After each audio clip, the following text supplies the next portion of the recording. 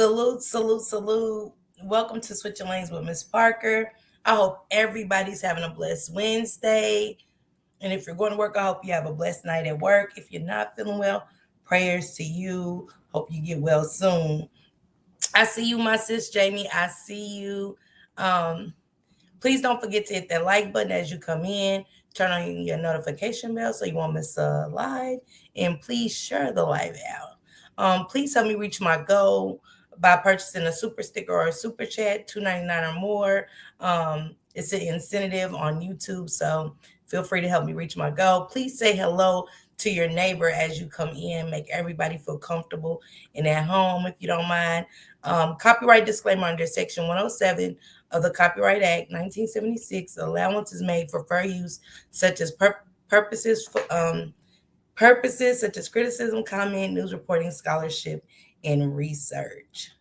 And I dropped some links for you guys to catch up with. You know what I'm saying? Go subscribe, support. Let me get my YouTube set. Guys, to catch up with. Hold on, guys, because I got to try to help me. Let me say my hellos. Hey, the cynical one. Hey, Miss Pooh sis. Hey. Hey, yeah. I hope everybody's having a great day. Let me set this up so my YouTube family can come and support as well. All right, all right, all right. Yes, come in and say hello to your neighbor. Like I said, everybody feel comfortable. Tonight I want to touch on a couple of things, not just Iyana, but I want to share a couple more things from the ZiyahHarris case as well. But right now we're going to focus on another angel gone too soon, and that's Iyana Sawyer. With this case, it was crazy because it was so similar to the Jarvis Butt situation with this monster. A lot of monsters. We got a lot of monsters. So we want to hashtag protect the kids. Hashtag protect the kids throughout everywhere you go, even if it's not in mine. And shout out to all the content creators that are talking about these cases, trying to save these kids, keeping their names alive, fighting for justice for not just ZiyahHarris, but Iyana Sawyer, Rika Roundtree, and so many others that are just like them, that are not getting the justice they deserve. And protect our kids. We're trying to protect our kids from the dirty CPS, the school system not being educated when the kids go to them with these problems. Also with the police force, we definitely need to buckle down. We definitely need some laws changed. After hearing these cases, we definitely need some laws changed. But again, salute to y'all, and we're ready to get right into it. And feel free to join in. Chat participation, talk amongst each other. And get comfortable as we get into the story of another angel gone, Iyana Sawyer. Yes, hashtag, y'all make sure y'all drop that in the chat. Hashtag protect the kids, and also, yes, hashtag protect our kids. And also, if you're ever in another chat and they're talking about any of these kind of cases, drop hashtag protect our kids. And also, write letters. It's more we can do. Write letters to your Senate, to the White House about the laws that you would like to see changed. And I appreciate everyone, each and every one of y'all for, coming and hanging with me and fighting with me. Thank you guys so much. Miss Sawyer, she just disappeared in thin air. It was mass chaos. When a Florida high school honor student full of promise goes missing. I'm not a monster. I had nothing to do with her disappearance.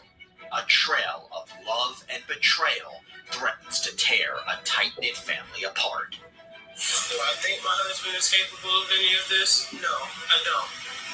But we have a missing piece of the puzzle.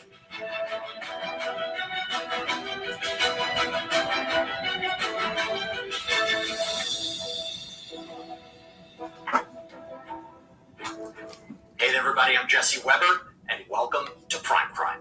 This is where we break down the most compelling and memorable true crime cases from across the country. When a 16-year-old girl named Iyana Sawyer suddenly vanishes, her family and police chase down every possible lead. This is a very twisted story that proves quite difficult for authorities to crack. Jacksonville 911, what's the location of your emergency? You're not coming up to Florida. The phone is scheduled up in that. It's not like that. You have no idea what you. December 19th, 2018. It started out a normal day. And unlike the ZiyahHarris case, Ayana's mother immediately called and was like, my daughter hasn't made it from school. Her phone's going to voicemail. This is not like her at all. So salute to that mother. IS was a 16-year-old high school student, a sophomore, straight A student at Terry Parker High School here in Jacksonville, Florida. She also went to school with her sister, SS, who was a year younger in her 9th grade year. Because Iyana Sawyer and her sister are minors, investigators sometimes refer to them by their initials, IS and SS, to protect their identities. Her sister was on a bus and she wasn't. I don't understand why she was on a bus. Did you ask your sister? Why she said she didn't know? And that's not like them to be driving together. When SS calls her mother frantically, stating that IS did not get on the bus, Kimberly Mobley was at work. So she called two of her sisters. One of the sisters called 911 while the other one headed to Terry Parker High School. Do you think it's foul play? Ma'am, I have no idea. This is out of character for her. For me to call you all, something's wrong.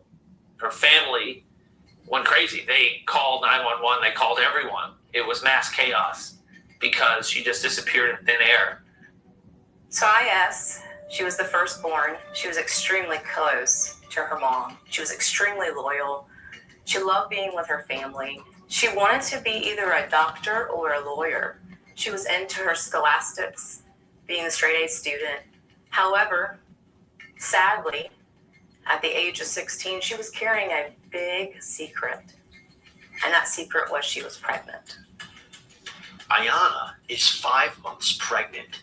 Though she only recently told her mom, the family supports her, and they've even named her unborn baby Hazel Michelle. All they want is to find Iyana safe and sound. IS did not attend her last 2 periods of school. Video surveillance showed that she did in fact leave Terry Parker High School at approximately 11 a.m. And we don't know who picked her up because that was outside of camera footage at the time. She has 2 bags. One is full, of course, regular school items such as textbooks, notebooks. And then another bag has a voluminous amount of Victoria's Secret items. So for everybody that's coming in or watching from the clouds, this is the story of Ayan Taylor. One said that's scary. It really is. But her mother, Samaya, her sister, they was always together, getting on the bus, getting off the bus together. And it just wasn't like her not to answer her phone, not to be with her sister. And, you know, like I said, this is different from the ZiyahHarris case because this mother actually cared and was like, something just isn't right. Something just isn't right. She called authorities immediately. A body pillow. The family is left questioning, where is IS? The consensus between police is that she has left school voluntarily. There was no obvious signs of any force or anything like that. Our theory of the case is she either ran away and didn't want to be found, or she ran away because her mom wanted to know who the father of the child was. She didn't want to tell, and that led to friction between the two. The police, they were just trying to do what they could to find her. They did some basic search around the area. They set up the tip line. The family was doing quite a bit. They were looking for anything. After 2 days of searching with no sign of Iyana, police change her status from a runaway to a missing person. Then, her mom makes a disturbing discovery. Her mom. Why are women everywhere choosing Abby X, the new tummy tuck alternative? I got the tummy. Her mom was searching through, her room, through her laptop, through her boxes in her closet, anything she could to determine where she may be. She finds this Word document on Ayana's laptop that kind of seems strange. How do you get to it? Tell me how you get to it. I went there in the recycle bin right here. The recycle bin? And then she also got other notes over here on the side. They asked you for a password. She got some of the notes locked. And she got other stuff that she wrote in here about him too, though. The fact that Ayanna went to such great lengths to keep the documents a secret is as concerning as what she'd written. It was a couple pages long. So the mother said, nah, we're not doing this. Hey, Miss Denise. Hey, Jug, I see you. Hey, Pretty Black TV. One thing, and Denise, I'm going to drop the link. So Ayanna left signs behind, just like ZiyahHarris case. She's pregnant by the uncle, her auntie's husband. Ayanna was 15 when he started messing with her. She was 16 when she was found missing, but her mother took immediate action, like something's just not right. This is not like her not to come in this house, which is something we have to keep in mind with the ZiyahHarris case. Pay attention to the difference from the feelings about our children not coming in the proper time, but her mom took immediate action. And then her mother also, after not hearing from her for so long, her mom's like, no, let me go searching through some things. This just isn't right. Something's not right. So after finding her logging into some stuff, her mom immediately called the police. Like, yeah, she found some disturbing things. And it was a pouring out her heart of this person, Jose, her love for this person, the betrayal of this person. Ayanna's mom has never heard her talk about Jose. Could it be a code name for someone? Could she have run away with this person? The diary entries are dated February and March 2018, almost a year before Ayanna disappeared. Around that time, Ayanna was in a relationship her mom didn't approve of with an adult neighbor when Ayanna was just 15. There was So, listen, poor Ayanna was the neighbor in his 20s. She was in her early teens. 2 years before this happened, a neighbor groomed her, took advantage of poor Ayanna. We have to get rid of these predators. We just do. Was a next door neighbor. He lived across the street from Ayanna. He had a sexual relationship with Ayanna, and his name was Kamar Humphrey. I mean, the person that was accused of sexually assaulting her, 9 months earlier, is very much someone who I would be looking into very deeply when she goes missing. Authorities have legitimate cause for concern about Humphrey. In March 2018, at Ayanna's mom's insistence, they'd obtained a DNA swab from him for a rape kit. He admitted to having sex with Ayanna at least once, and the DNA confirmed it. Under Florida law, he was listed as a sexual offender because he was over the age of 18 and she was under the age of 16. The time period that the rape kit was done, that we can confirm there was a sexual relationship, is outside of the time period that she would have conceived. But we have always asked, did that relationship continue on? And we know it went on for months just based on the conversations that she had with friends. He's a viable suspect for the father of her child. Police. So now Kamar Humphrey, in his late 20s, messed with Iyana Sawyer when she was 13 years old, 14 years old, allegedly. It's not allegedly because it's true, and really they couldn't say who was the father due to the conversation that her friends had said she was having, still having relationships with Kamar Humphrey. And of course, he's in trouble, but he's not going to tell the police, oh, we only did it one time. It's still sick. You're still a predator. You're still a monster. Just watching her play outside and just a peeping Tom. Police asked Humphrey where he was the day Ayanna went missing.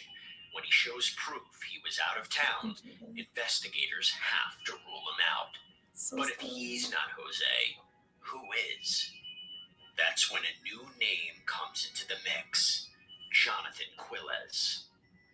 She confronts Ayana's sister, and Ayana's sister's the one who says, "Oh, that's Jose is Uncle John." So Ayanna was John's niece by marriage. He was Uncle John to Ayanna and to the other siblings as well. They were very close. His wife and him both took care of the kids on a regular basis. They would spend time at their house. John, really charismatic guy. He's very likable. He was a mechanic. He was a handyman. He had a good family life, was working, doing well, married, had a kid, another one on the way at the time.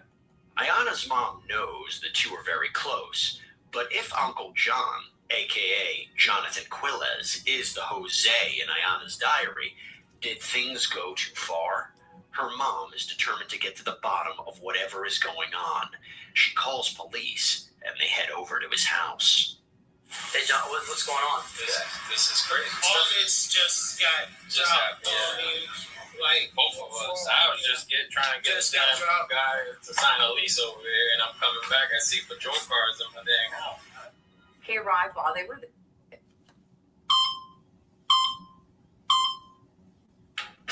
It's easy to say, but They were there. He was calm, cool, and collective. I'm here to help.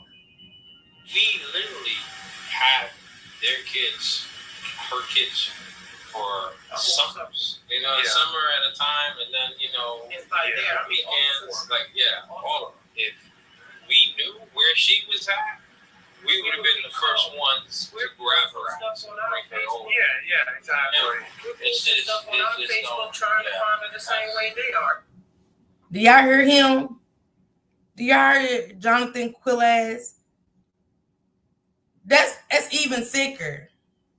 Yeah, she stayed here on the weekend. She stayed here for the summers. If we would have knew where she was, I'd be the first one to grab her ass up.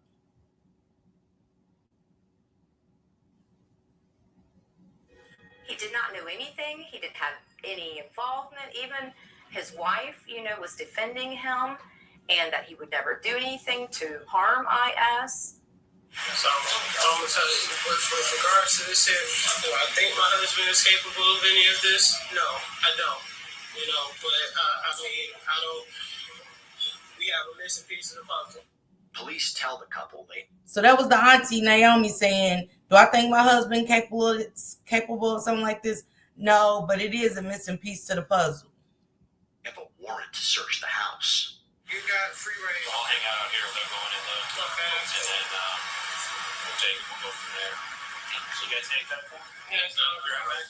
Naomi and John say, "Hey, search our house, do what you need to do, look through because, she's not here. We have nothing to do with it." Yeah. Okay, so that's yours. Yeah, let's go back.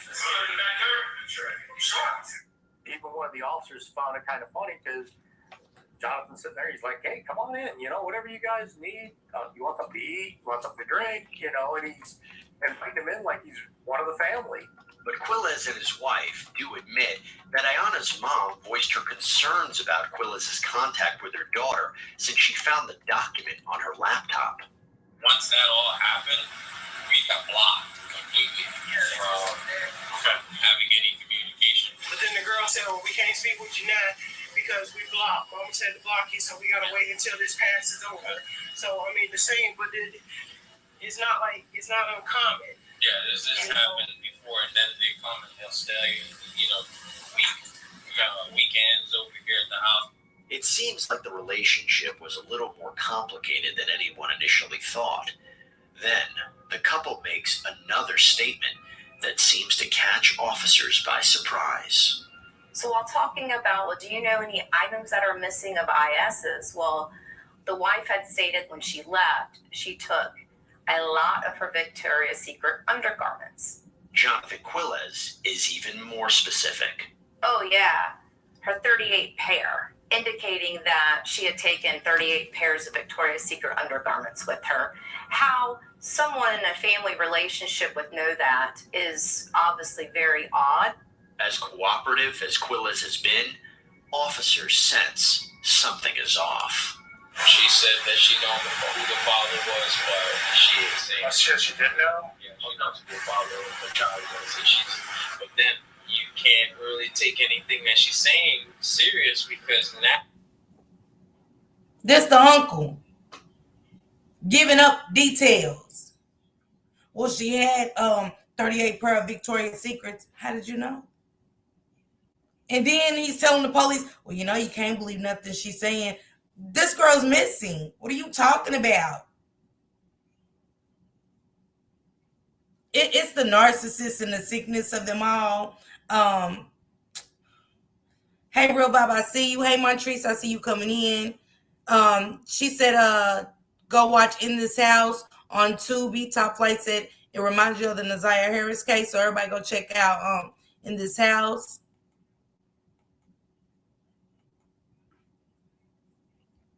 But yeah, you can't take listen to this sicko. You can't take nothing she say serious. Motherfucker, how can she say anything she's missing? What are you talking about? Now that she's been gone, I question literally everything. Police there wanting to talk to John about, had you had a sexual relationship with Iyana? And so it's just, they were investigating him, at least trying to find out. When we return, police decide to bring Jonathan Quilles in for more questioning. There being some allegations. We got to do a thorough investigation. Okay. So we're gonna have to take you to get interviewed by detective. Okay. And just tell me your side of that. All right. I still need to just go here real quick.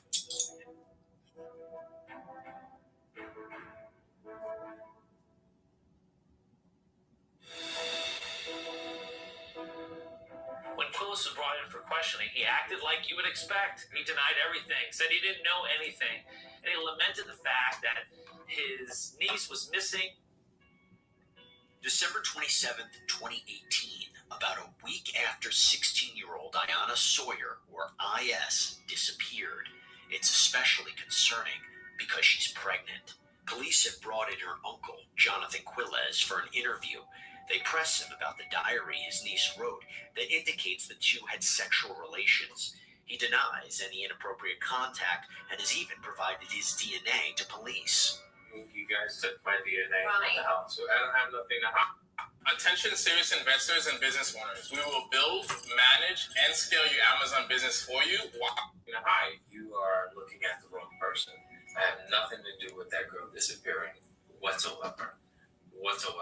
They don't arrest him that day. They detain him, they talk to him, but then they release him. However, Quilles has raised enough suspicions that a few days later, police turn the investigation over to homicide detective Abbott, who immediately processes the DNA Quilles provided. It was submitted to the Florida Department of Law Enforcement here, and a rush was put onto it because what we had learned was that a sexual assault kit involving IS had been submitted back in March of 2018, and there was unknown DNA. The results showed DNA from neighbor Kamar Humphrey, which was expected since he and Iyana had had a relationship. But the unknown DNA was additional. Could it be her Uncle John's? Well, on January 7th, 2019, a shock came. Jonathan Quilles' DNA was on IS's panties. Complete, utter shock. It only heightened that Jonathan Quilles was definitely a person of interest. Then a bombshell hit. A phone call comes into the Jacksonville Sheriff's Office. That individual identified himself as Joseph Quilles, Jonathan Quilles' brother. And oh boy, did he have a story to tell. Jonathan Quilles had called his brother. He stated it was either December 19th, 2018 or December 20th, 2018, that his brother was frantic, stating that this girl might be pregnant, it might be mine, and I have to get rid of the body. Joseph Quilles then stated his brother hung up the phone. However, sometime later he called back, calmer, not upset, not nervous, said he had taken care of it. When Joseph asks his brother. So, Joseph Quilles, thank you so much for, not standing with your brother when he called you, and immediately calling authorities. So Joseph Quilles, the brother of Jonathan Quilles, said his brother had called him and said, I might have her pregnant and I have to get rid of her body. What body? Imagine a loved one calls you and tells you they got to get rid of a body. And then he said when he called back a few hours later, he was calm and said he had taken care of it. To explain, Quilles reportedly gets surprisingly specific. Jonathan Quilles tells his brother that he lured her to his work in an area where no video surveillance, no other workers, it's loud, and he went to strangle her, but he couldn't stomach it. So he shot her. He then put her body in a dumpster, and then it's done. Let's stop right there. Not the uncle that's got the 16-year-old girl pregnant and said I couldn't stomach strangling her, so I shot her. All of it's bad. What are we talking about? I couldn't stomach strangling the 16-year-old girl, but I just shot her. Poor Ayan. He now can move on, and his life won't be ruined. His brother was like, I don't believe my brother did this, but it made me feel very uneasy that if I didn't call and report it and something had happened, that it would haunt him. Armed with this shocking new information, Detective Abbott and a colleague from Special Assault bring Quilles back in for another interview. How are you? I've had better days. I know, right? There's been a lot happened. We need to talk about it, okay? At this time, Detective Billy Abbott has spoken to Joseph Quilles, and now he's looking at this closer to a homicide investigation. The girls would come over to your house and you do like trips to the beach. Yeah, trips to the we always went to the pool. We had the pool we had at the house. They would stay the night. They spent time they'll at spend your house, and there was the whole summer. So you're doing all these things with the girls, No, with all of them. right? With the All of the kids. But- Yeah, But then they're accusing you of messing with the girls. correct. Yeah, and this is they came out with that. They started like real heavy with it when with that boy across the street. Okay, y'all, pay attention. Yeah, they're accusing me of messing with the girls. Who? You're just going in for questioning because they found he doesn't even know that they found his DNA on her panties too. Pay attention to the DNA part, you guys. So after the neighbor assaulted her and groomed her, you went and sexually assaulted Iyana right after. The DNA comes from the same panties. And now he's saying, they're accusing me of the girls. Who? You're just now getting questioned again. And doing all that, that's when it started like really thick. Jonathan Quilles was trying to do anything and everything to show how it was not him, that it could be this other individual, or, she might have had another boyfriend in her life. So now is missing. She ran away or whatnot. Now here I am sitting in the house. If you're turning 65 or beyond, you're going to want to watch this. There are a lot of people today that are Medicare eligible. In the hot seat because is mentioning me as that I was, I'm Mr. Jose. Okay. So Do you know who she ran away with? I don't. I've been expecting call me, text me, anything. Snapchat me, smoke signal. Quilles painted himself as the victim himself. He's being unfairly tarnished by this belief he had an inappropriate relationship with his niece.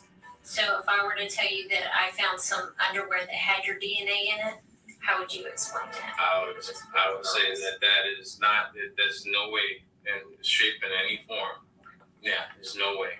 So with the case across the street, there was a kit done, Correct. and she was wearing specific clothes to include underwear. Yeah, she told me that was one of her biggest pet peeves that he took underwear from her. Okay, so that's what he's talking That's what I was referring to. That wasn't my DNA. That 100%. no way. Steve.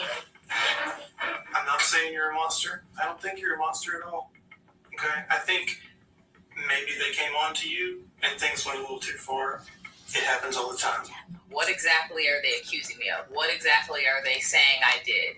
Okay, well, now they're making suggestions that I'm having a sexual relationship or that I had something to do with her going missing, and I absolutely did not.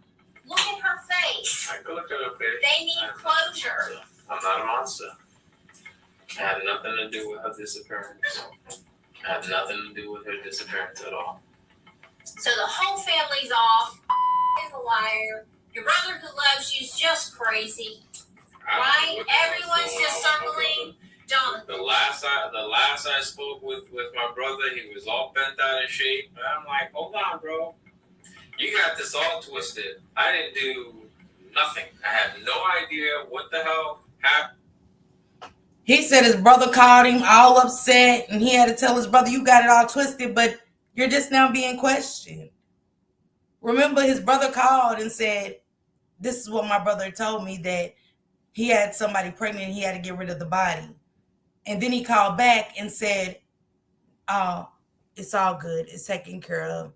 I got rid of the body. Hey, the Bryson family, welcome. Hey, honey, welcome. I see you guys. And my girl, Barbara, thank you guys so much for pulling up. This is the Another Angel Gone Too Soon, Iyana Sawyer. After this, we're going to touch in with a little bit more of the ZiyahHarris case and go from there. With this young lady, any of that. So, How did he have all those details? I don't know how he had all those details. I'm sorry, I don't know how he had any of those details. And he said he didn't believe you at first.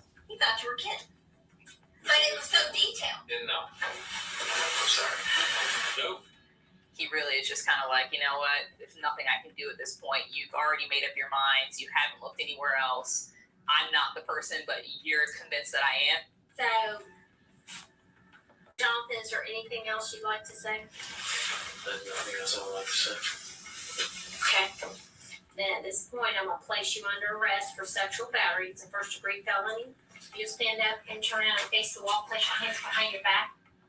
Now, Jonathan Quilles is the #1 suspect in the disappearance of Is and now the murder of Is and her unborn child. Police seem to believe Jonathan Quilles is involved, but they still don't know exactly what happened to Iyana. Coming up, a new development. So after the interview, Detective Abbott decided that he was going to do some more investigation, and that was through a wire.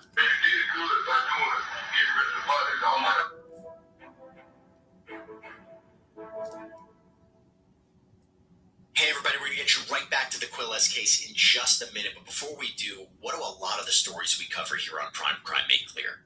That the unfortunate truth is you have to know who you're surrounding yourself with. You have to be careful about who you let into your life, especially new people, new friends, new dates, new people you meet on social media. Well, that's why I want to talk to you about truthfinder.com. Not only our great sponsor, but a service that can provide actual safety for you. Why do I say that?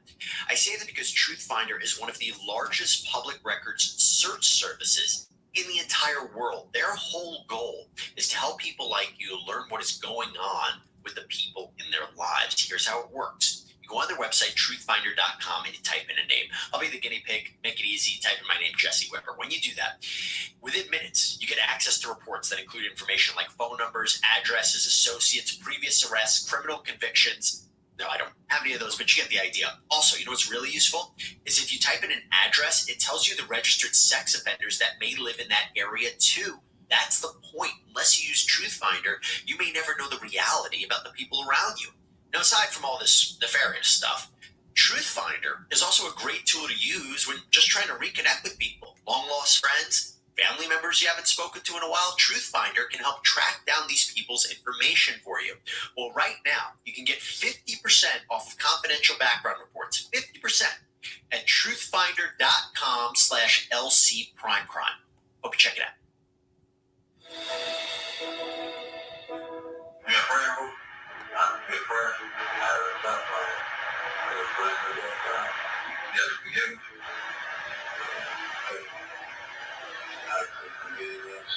And this is the wiretap with the cellmate and Jonathan Quilles.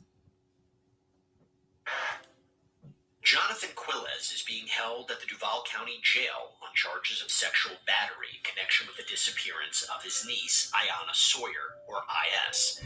When police interviewed Quilles, he denied any wrongdoing, but Detective Abbott has gathered some powerful evidence against him, including DNA and a confession Quilles apparently made to his own brother.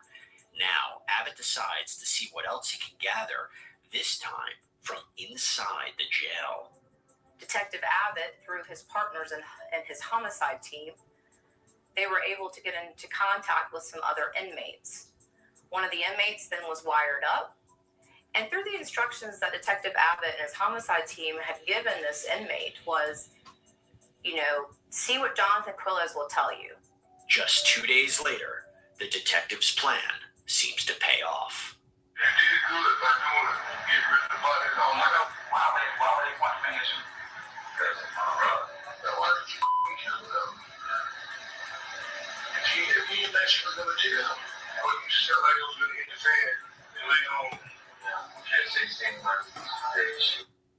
So the cellmate asked Jonathan Quilles, like, why did you do it? Why did you tell anybody? You should have known if you told somebody you was going to get caught up.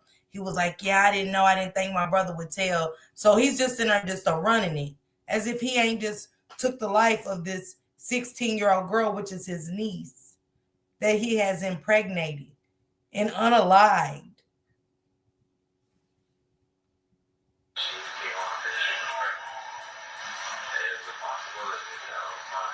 When Jonathan starts talking, he doesn't know how to stop, and he just keeps going. His biggest flaw is he's a chatterbox.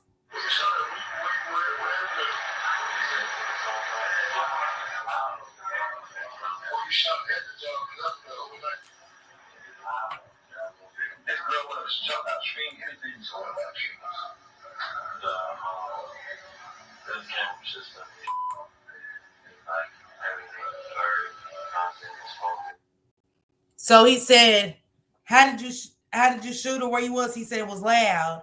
And he not only was it loud, he's a mechanic. Wasn't Monster Butts a mechanic? The uncle messing with the auntie, kids by the auntie, impregnated her. And this is another case as we go down the rabbit hole. Hey, Eric, salute, welcome. Blenda Hill, and I seen you come in. My girl Vibrant, I seen you guys come in. Welcome.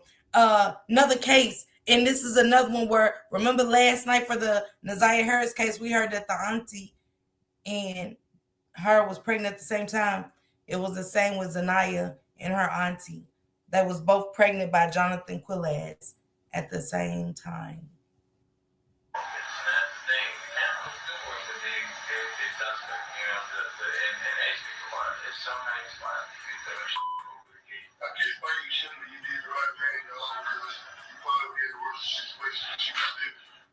The challenge with Jailhouse snitches is that you could have some doubts. Well, he's just bragging in prison because he wants to have some street cred there, but his words are his words. And when you compare that to his own brother's comments and Miss Sawyer's younger sister's words that Jose was Jonathan, now the evidence is really starting to pile up. After Detective Abbott reviews this audio recording, the determination was, I gotta get to Ace Pickle part. I gotta make sure that we get that video surveillance. Ace Pick Apart You Pull It is the auto salvage yard where Jonathan Quilles works. Video surveillance from December 19th, the day Iyana disappeared, could answer a lot of questions and confirm or deny Quilles' statements. Surveillance video showed that Mr. Quilles left his work around the time when the niece went missing from school. So he could have left from work to go pick up Miss Sawyer, but there's no clear-cut evidence of that because he had an alternate explanation. He was leaving for work purposes. It was his lunch break. And there is no specific video that shows Mr. Quilles with Miss Sawyer around that time. Jonathan said that he was asked to go up to Fastenal up near the airport to pick up some parts. If he went and picked up IS, how could he be all the way up near the airport, which is over 30 minutes away? He can't be over at Terry Parker High School picking her up. However, authorities allege that Quilles drove to an area of the yard that had no cameras and was off limits to most employees, where he purportedly shot Iyana. Investigators pieced together what happened next from the wiretap recording. The tax foreclosure industry is a huge opportunity that offers everyday folks one of the most lucrative ways to...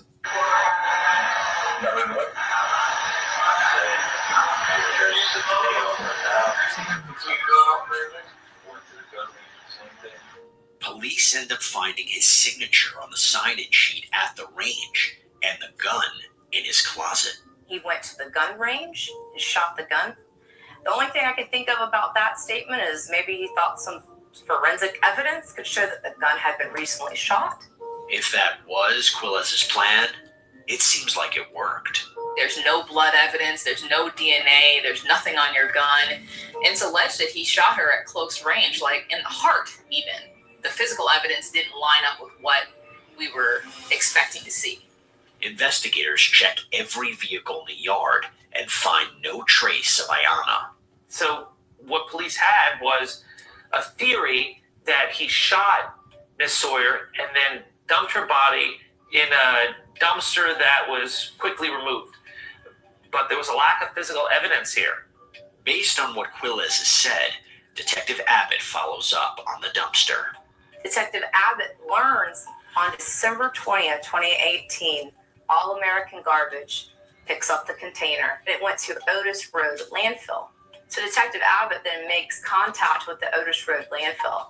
The sheriff's office spent over $1.5 million over 3 weeks to go through and excavate this landfill. It was almost 80 feet deep. The tons and tons of trash that was moved, even by their own account, was monumental in nature. And they found nothing over a 3-week period of time.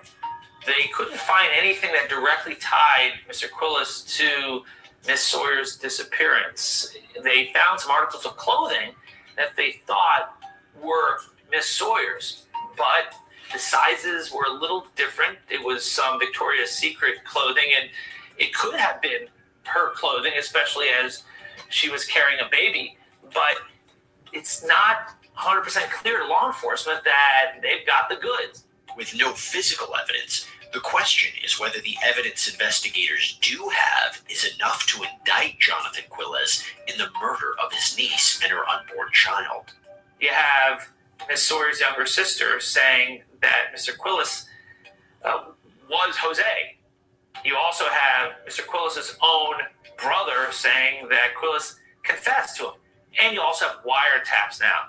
On July 18th, 2019, about 6 months after Iyana Sawyer disappeared, investigators sent Jonathan Quilles' case to a grand jury. And thinking about, well, what kind of charges are we going to do? Ultimately, it was decided that we were going to do first-degree murder.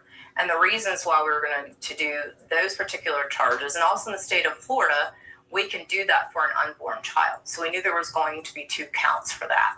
The list of evidence the detectives present pays. Bryson family said the judge should throw him the book. These babies can't live their life because of these monsters. I agree. Put a 1 in the chat, automatically throw the book at them. They went through the trash. Of course, they couldn't find anything, but we're talking about going to the recycling yard. It's tons and tons and tons of trash. And again, he worked at a mechanic shop. No telling what else he really done. This never really came out. Only Jonathan Quilles knows, but another monster we have on our hand. It's off. We met with the grand jury today on your case, as well as several others, and you are being indicted on first-degree murder. The 3rd count is going to be sexual battery. Okay. I need to advise you of that. Okay. All right. We would like to talk to you if you're willing to speak with us. I have an attorney that's representing me. She she doesn't want me to talk to. Okay. Without her being present. Considering the charges that he was facing, he had good spirits. He was pretty confident in how he spoke and very clear, concise. We talked about a lot of the alternative explanations or alternative. Not the monster in good spirits. Why this baby's unalived by the hands of him and impregnated her. Not you in good spirits. He took that baby 16-year-old girl life because he didn't want her to tell, and he abused her. Yes, he definitely abused her. He did. Alternative options, alternative suspects. After the grand jury indictment, Jonathan Quilles' case doesn't go to trial for another 4 years. Yet with no significant additional evidence turning up, does the state have enough to convict? We didn't have IS in her unborn child. In a normal case, we know where someone's murdered.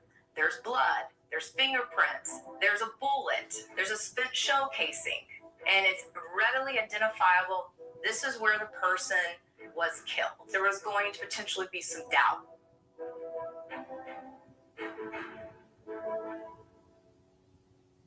Hey everybody, we're going to get you right back to the Jonathan Quilles case in just a second, but look, I know that we cover some very difficult stories here on Prime Crime. The world's scary. I don't have another way of saying it. It just really is, and it is hard to be prepared for what happens. Having said that, there is one thing you can do. Be prepared if you get hurt. That brings me to Morgan & Morgan, the largest injury law firm in America and our proud sponsor. Look, if you should get injured, it is so vital that you understand your legal rights and whether you're entitled to be compensated, because that injury could be worth millions of dollars. Morgan & Morgan is a firm that's not afraid to take on big insurance companies that sometimes lowball offers. No, Morgan & Morgan will take a case to trial if it's necessary. And you know what? They win big. Verdicts of $12 million in Florida, $6.8 million in New York, $26 million in Philadelphia. All of these, by the way, significantly higher than the highest insurance offers. And since Morgan & Morgan is so client-focused, they want to make the process as easy for you as possible. They've completely modernized it, so it's all done from your smartphone, from submitting your claim to signing documents, to uploading materials, to talking to your whole legal team. Seeing if you have a case only takes a few minutes. So if you're injured, you can start by easily submitting a claim at www.forthepeople.com/primecrime or by dialing #law. That's #529 on your phone. All right, let's get you back to the Quilles case. It is bad. You swear to tell the truth, the whole truth, nothing but the truth. All right, sir, so you're charged with indictment, count 1 murder, first degree, count 2 murder, first degree, count 3 sexual battery. Jonathan Quilles' trial begins on September 14th, 2023 in Jacksonville, Florida's Duval County Courthouse. He pleads not guilty to all 3 counts against him in the murder and sexual battery of his pregnant niece, Iyana Sawyer, whose body has never been found, and her unborn child. If you're found guilty of any one of those charges, there is the possibility that you spend the rest of your natural born life in prison. Do you understand that? I do. And the death penalty is also on the table. The girl might be pregnant. I can't lose my family if she has the baby. I have to get rid of the body. She was 16. Did you shoot her? Shoot her in the head? Heart. Once they heard everything, that puzzle was built, that picture was painted, that they would know beyond every reasonable doubt that the defendant, Jonathan Quilles, killed his family member because he could not let the world know that he fathered an underage juvenile child. The defense responds, telling the jury, not so fast. They have to prove that Mr. Quilles is the one that committed this crime. There will be no direct evidence to say that he did. You will not hear it. Investigating and looking through the evidence that the state had gathered, the glaring issue again and again was the lack of physical evidence that they had. There will be no DNA. to say he's the father. They will not be able to prove that Jonathan Quilles is in fact the father of the unborn child.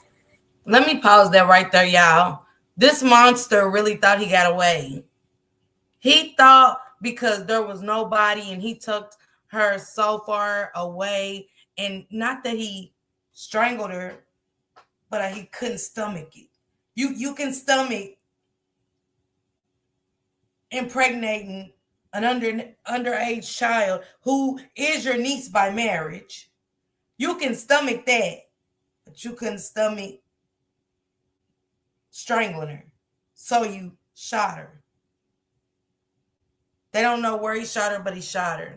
Ms. Parker, I love your channel because you have good points and you are for the children that don't have a voice and women. Thank you for sharing this. Thank you, the Bryson family. I appreciate you. I appreciate you. And with you being here, you're using your voice in the chat, you know, and I want y'all to hashtag protect our kids. Wherever y'all go and they're talking about cases like this, drop a hashtag protect our kids. Write letters to your Senate, write letters to the governor, write letters to the White House. Let's change some laws. Let's get everybody charged that knows anything about these monsters and what they got going on. It's sickening. All these grown women out here, he want to mess with his niece. Top Flight said, I wouldn't even want to defend them monsters as an attorney if I was one.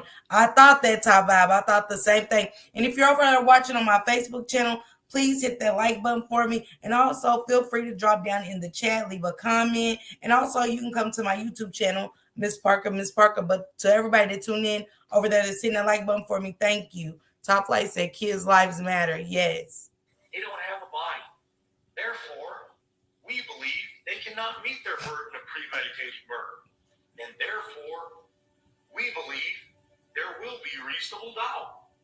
The biggest challenge for prosecutors is that we're living in a time when people expect to see Flexibility is the embodiment of youthfulness. How old do you think I am? Would you guess that I'm 4? the DNA, direct evidence via video, and if you don't have a body, you don't have a murder weapon, and your case is largely circumstantial, it's tough to convince juries that you should send this person to jail for life or even the death penalty. The state of Florida is banking on a strong slate of witnesses, along with purported admissions of guilt made by Jonathan Quilles himself to his brother and jailhouse informants. Naomi Mobley, Iyana's aunt and Jonathan Quilles' now ex-wife, at whose home Iyana spent so much time, testifies. She says she was initially defensive when her sister said Jonathan was behaving inappropriately with their niece, but when her sister showed her Snapchats between the two, she changed her tune. What, if anything, did you do thereafter? I told him at that time that he needed to stop speaking with my nieces and he needs to give my family space. I said that it looks really bad and he needs to distance himself. Did you learn? How did y'all feel about that? How did y'all feel about Naomi, the wife, coming and saying, you need to stop contacting the family. You need to give us our space, but you need to stop contacting my nieces. Thank you, Naomi. But I hope prayer work. I would just hope to God prayer works for whoever done my child, my grandchild, my cousin like this at that moment. And I know it ain't good to bring more violence, but at this point, y'all, it's just like all bets out the window. Phoenix Fireside said, RAIN organization stands to protect children against grooming and also teaches parents the signs to protect our children. So y'all make sure y'all go check out the RAIN organization, and thank you so much, Phoenix. Learn thereafter whether or not he stopped speaking it or doing it. I learned after that he did in fact continue speaking with them. So what are we looking at in state 64? These are the messages from Snapchat. The Snapchats from Jonathan Quilles in the months leading up to Iyana's disappearance were sometimes sexually explicit and even seemingly threatening. 9/4/2018, 9/27. I'm very aggravated right now. I'm going to hit you later. 9/7/2018, 12/21. Yeah, so I need you to be like 100% with me at all times. I'm just so in love with you. I'll kill you and cry. There was a change in his behavior after she went missing. Prior to that, he was fidgety and nervous. He was restless. After she went missing, then he slept like a baby. Quilles' brother, Joseph. Another sleep like a baby. Another sleep like a baby, y'all. Thank you so much, Shankrock. Thank you so much. Venus said, speak up, even if your voice shakes. Hashtag protect our children. Jamie said, hashtag protect our kids. Ms. Parker, how was it his niece again? He was married, and that's his wife, Naomi, speaking. But this case is not over yet, you guys. It's just when we think, oh, where's Iyana? It gets a little sicker. But he was married to Naomi, Iyana's auntie. And yeah, another mechanic, another sicko. And we can't forget that Iyana was sexually touched by the neighbor across the street right before Jonathan Quilles started his own sick ordeal with poor Iyana. And I'm going to get to that. I'm going to get to the text messages because he was a sick one. He's a sick one, right? I won't be able to sleep or eat, especially after a monster violated one of my nieces and nephews or grandkids. I would see a red. I would be in jail right now. Yeah. And it's the fact that, again, y'all, the auntie, again, in this situation, Iyana's auntie and Iyana was pregnant at the same time. He had both ladies pregnant at the same time as Monster Butts up in Detroit had young Naziah and the auntie Monster Shannon pregnant at the same time. Weird, yeah. Joseph also gives emotional testimony about his conversations with Jonathan. As evidenced by their phone records, they talked. Yeah, that's my daughter, Tamika. Hey, baby, thank you for coming through. You so need to hear this. Run it back, catch the replay.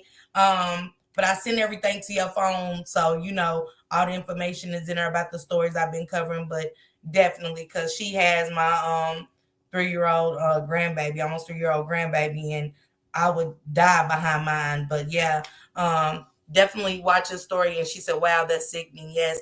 Phoenix said, Miss Parker, thank you. Never stop. Don't never give up on the children. Need strong voices like you. Thank you, Phoenix. And you keep on dropping that education, dropping those resources and things like that. You keep up the good fight too. The Bryson family, you as well, Jamie, Top Flight, because Top Flight sends me so many stories. It's so many Iyana Sawyers out there. It's so many ZiyahHarris is out there. When I say that these stories get deeper and sicker, and you know, we haven't topped the ZiyahHarris yet, but it's all sickening. My brain scrambled at this moment. Yeah.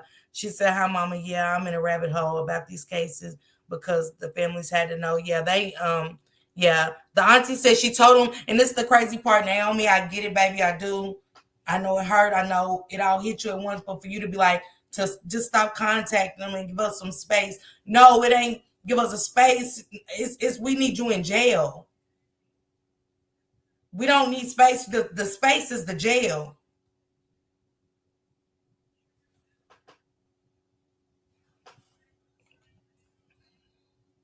Four times between December 18th and 20th, 2018, the time period of Iyana's disappearance. Joseph could tell his brother wasn't acting like himself. His demeanor was a little off. It was kind of like he was nervous or a little panicky about something. Have you heard your brother?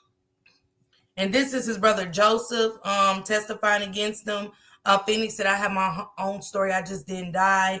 Phoenix, you're always welcome. I know you have your own channel, but we would love whenever you feel ready to open up to the world, to tell your story, to save the other kids. I can't wait to hear it. If you've already had it, just, if one of the moderators can drop Phoenix link, please, because she is a content creator and we want to go support her through her journey. Brother sound panicky to you on previous occasions?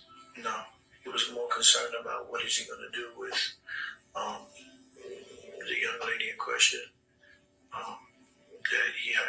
That she might be pregnant, and what is he going to do? He doesn't want to ruin his family and mess up what he has already going on. In their last...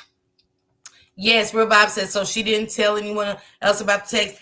She found out about the text, and that's what I'm saying. Once she found out, it's like, quit contacting the girls. No, it's not no quit contacting the girls. No, it's a whole nother conversation. And just give out, like, she was ready to process it, and I get it. It is a process. I get it that your husband is sleeping with, because they had him every summer. The kids are there every weekend, and she said when she would be at work, he would go get the girls. Remember what I said? He would go get the girls, and you will later find out in a minute why he would go get the girls. And that's Iyana and Sawyer. This conversation, Jonathan Quilles seemingly finally came clean about what exactly he did on December 19th, 2018. He picked up Iyana from school, telling her they would run away and be together. Yeah, I was sitting in a vehicle, waiting. He tried to strangle her. It didn't work out. He couldn't stomach it. And so then he later went and shot her in the chest. And then he proceeded to discard the body by transporting it into a dumpster and destroying the vehicle. Mr. Quick. So he destroyed the vehicle as well. Do we know she was, how he destroyed it or whatever? We will never know. Only this sicko would know. She said, the Bryson family said, I was once them. Thank you, God. My late mom protected me, and the person is on the register. PF. This breaks my heart. Justice is for everyone who was sexually abused. Absolutely. Absolutely. Hey, thank you for covering real content on your channel. Thank you, Dirty White Vita. Thank you so much. Thank you so much. And y'all put some prayer hands in here for the Bryson family and also Phoenix, because I had a situation. My cousin Loretta has been in the chat a couple of nights in a row, and we was telling our story. We was sexually abused as well by a family member, two family members for me. And it's not easy. Just when you think life goes on and you're okay, it always, the little kid in you and the why me and all of that comes back, even when you're with your partner. Certain noises and stuff I hate my washer and dryer sometimes, because in my grandmother's house, it was a basement, but you would go around the back, and that's where I would be sexually abused there by my cousin. And I don't know, but prayers to everybody that has been essayed out there. It's not okay, and it's okay for us to say we're not okay. So remember that, okay? Triggers are effed up, yeah. Quilles, were you surprised by what he told you? Absolutely. On December 20th, Joseph wrote his brother a heartfelt text, which the prosecutor reads in court. I can't talk to you right now. I have to stay firm on my decision. What you told me isn't some joke or something you like about. So yes, I told the police because they needed to know. I'm sorry I have to do the right thing for that girl and her family, not the right thing for you and your selfishness. I hate to lose you, but I'd rather that the girl's family have some peace. If you're innocent, you don't need to worry, and they won't find her body. But if you're not, they're going to find her, and in that case, I already lost my brother. Prosecutors argue, Man, salute to Joseph. Salute to Joseph. Joseph said, I will not protect you. She said, Phoenix said, people don't get it. She said, triggers are effed up. Real Vibe said, a head scratcher. But salute to you, Joseph. We need so many more family members like Joseph out there. This baby didn't deserve that from you. And he said, I lost my brother. If you're guilty, I lost my brother. And I can't do nothing but respect that. Yes, Miss Parker, and be of that, I can't have any children because I keep having miscarriages. See, when you haven't been touched and when you see it, it hurts, but it brings back those memories. So you want to help other children. We want to stop these generational curses. We want to stop these monsters. We want to stop these family members for knowing what is happening to our children and saying nothing. Because remember, you touched me too. If you knew, you touched me too. And it doesn't mean physically, it's mentally. Those memories never go away with or without therapy. They're there. We know. Our innocence was taken from us without consent. Our youth was taken from us. We have to save children early. Sorry to hear that. Thank you, Barbara. Thank you. Thank you. Thank you. Joseph, kudos. Don't protect the guilty. Absolutely. Absolutely. Absolutely. And thank y'all for throwing up prayer hands and stuff for all the victims. This is for all the victims. We need to know where Iyana Sawyer is. See, they can have a heart to take our youth from us, rape us. But when these monsters unalive you, they're hiding these kids. All because of their sickness. All because of the demon and the monster inside them. Where is ZiyahHarris? Give her that. Y'all took so much. Give her that. Jonathan, you took so much from Iyana. Give her that. That was good enough to screw on. They was good enough to groom.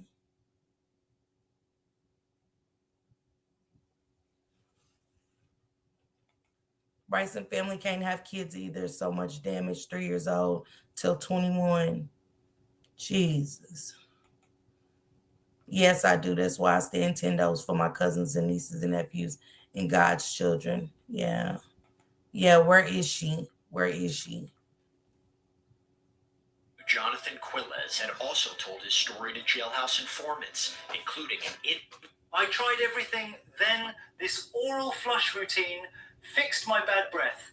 Cavity inmate who, ironically, Quilles met in a Bible study group.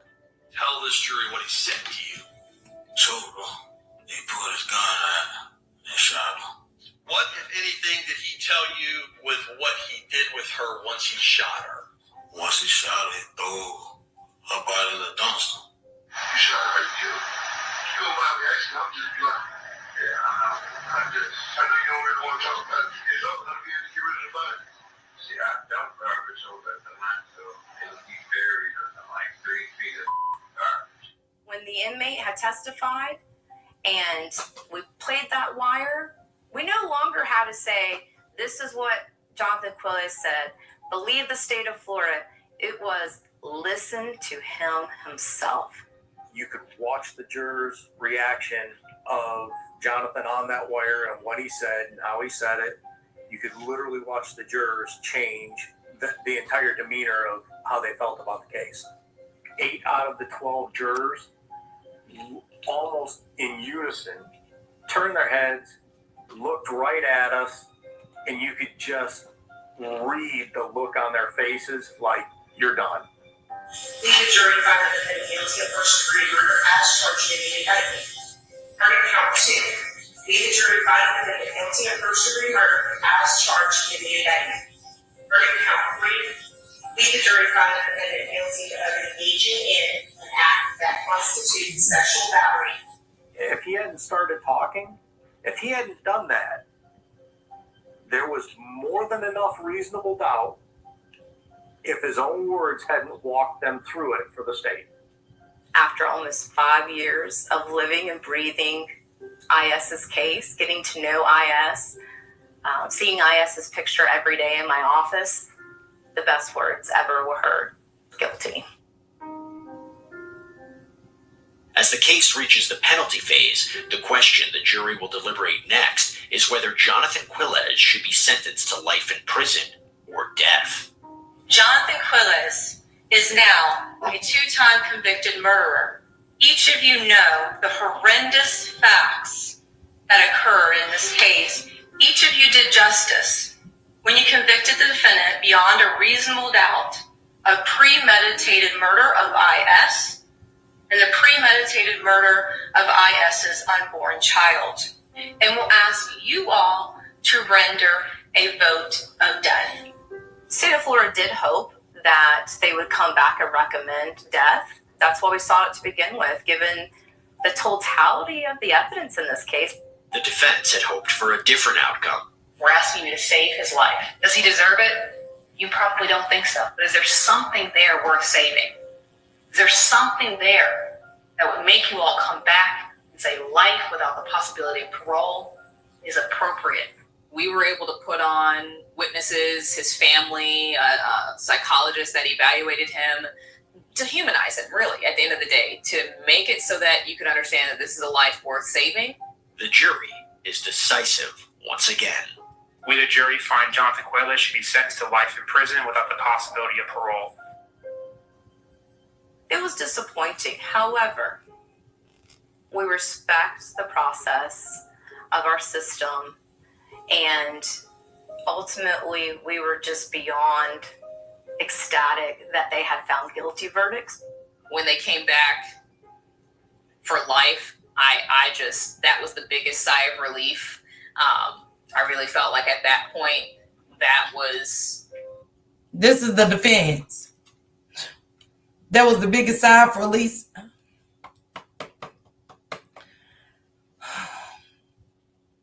Phoenix is from 4 years old and 16. My late mom protected me so it won't happen again. Phoenix said that Bryson, my mom and dad, was my cause, as well as my sister and her husband's. Phoenix said, Phoenix, thank you. I pray for your healing. Sometimes I have dreams. I was saved 17 years ago. I put my trust in God now, and I protect children and young adults.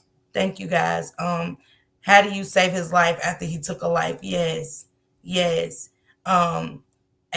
Me too, educating, helping, healing, sharing, and trying to save others' pain. And thank you, Rebecca. And this is to all my victims that's older and just feel like we want to take it to the grave.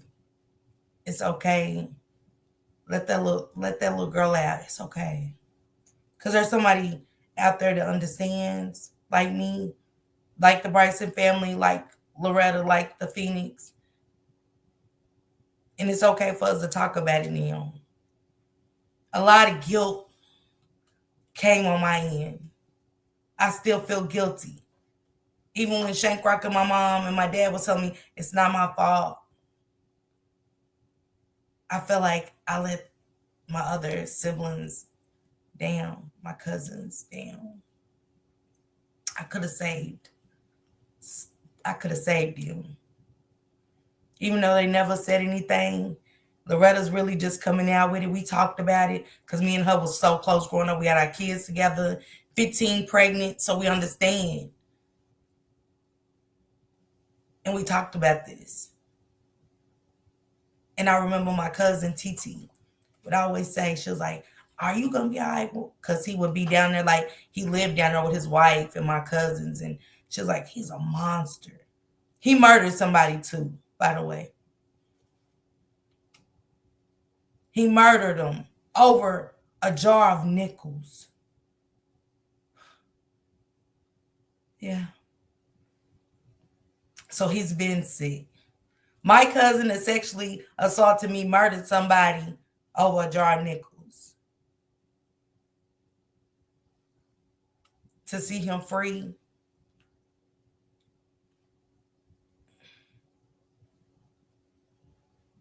I didn't get the results that Jonathan Quilles did. A lot of us didn't get the results that Iyana And it still isn't results because she's not found. But let me get to this clip, you guys, because this one we thought, it takes a lot, y'all. It takes a lot. I think this is it. Correct. This is Ayana's That's sister, something you never Samaya. told police. Not even to this day as you sit here right now. And listen how the defense handles her. And this is why they don't talk. This is why victims don't talk.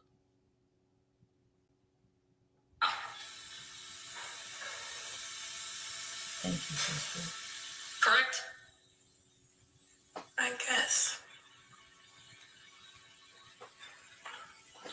You were This is Samaya Sawyer on the stand, by the way, guys. And the defense is talking to her so bad. Again, this is why victims don't talk. But y'all great hear Samaya's story. actually asked by your Aunt Naomi when allegations and accusations started coming up about your Uncle John having any sort of sexual relationship with your sister. You were asked by your aunt if he had done anything to you. I was never asked by her. You claim as you sit here that she never asked you if anything inappropriate happened between the two of you. Let me finish the question before you answer. Remember, just ask the counsel, not the argument to like the witness. Why don't you rephrase the question? Judge, I was just trying to stop to make sure that the record was clear, but I'm not faulting anybody. I'm just saying just rephrase the question. of course. You're claiming that your Aunt Naomi never asked you whether there was any sort of sexual encounters, interaction, or anything between you and Mr. Quilles. I don't recall her asking. You don't recall her asking that question at all. No, Is your statement that she did not ask you that? not that aunt. Not that what? Aunt. Other aunts asked you though, Yes. and you told them nothing ever happened. Correct.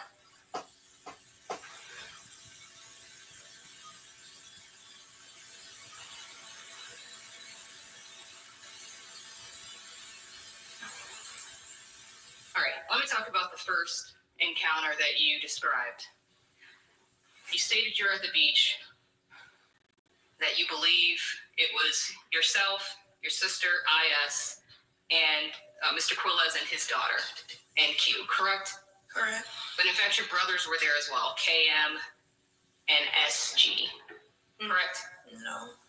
You don't recall telling police that your brothers were also present at that beach? I don't recall them being there. All of these people are on the beach, and you're claiming that just you were in the water when this sexual encounter occurred. In that area, yes. So they were all sitting on the beach, didn't notice anything going on in the water whatsoever. No. You never told. So the defense for Jonathan is badgering Samaya because now Samaya Sawyer feels now's the time for me to tell my story. Because not only was my sister Iyana, and we got to remember Samaya's younger than Iyana. So she was 15. How old was Samaya? Jonathan, the monster. And we got a defense lawyer antagonizing this girl for wanting to finally feel relieved to tell her story about this monster. The sister of Iyana Sawyer, Samaya, was touched as well. Told any police officer about this beach incident? I don't recall. It wasn't until you were in your deposition in February of 2022, more than 3 years later, that you disclosed this beach incident, correct? I'm not good with dates. It wasn't any time close to when this incident occurred. And it definitely wasn't in that 4 months after conversation that you had with Detective Milowicki where you came clean about everything that happened between you and Mr. Quilles. Correct? Correct.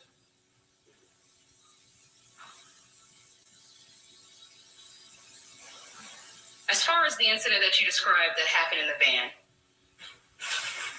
today you testified that you were headed to Winn-Dixie and that he took you to some undisclosed or isolated area. You don't recall where that was or anything along those lines? No. You recall telling police that at one point it was in the abandoned parking lot near the Winn-Dixie? I don't recall. Do you recall telling police that at some point his daughter was in the car with you during some incident? I don't recall. Another sicko. Another monster butts. Kids around. Jonathan the monster's daughter was in the car when he SA'd Iyana Sawyer, Ayana's younger sister.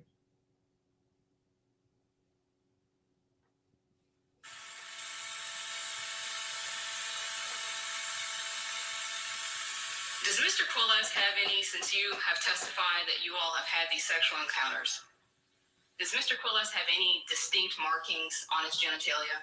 Not that I recall.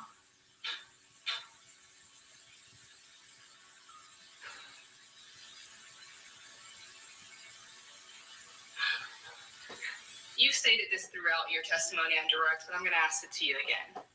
At no point in time throughout this time period that you allege that these incidents occurred, did you ever mention anything to anyone, correct? No.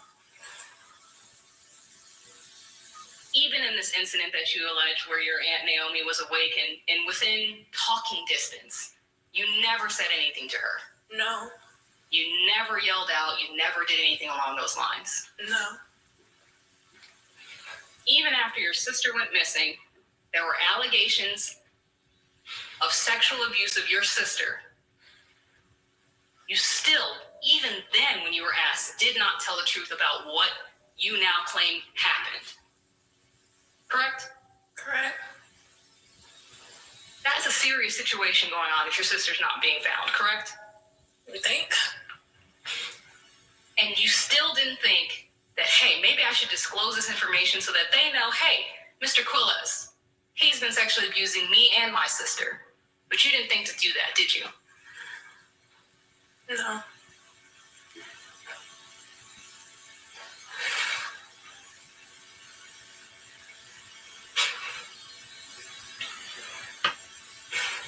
You would agree that there has been little to no consistency in what you allege to have happened between you and Mr. Quilles. No. You started off saying he never did anything to you, correct? Correct. You changed, though, to what happened, when it happened, how many times it happened, who was there when these things happened. So many details of these incidents that you laid out vary depending on the day that you're asked. Let me tell you about this lady.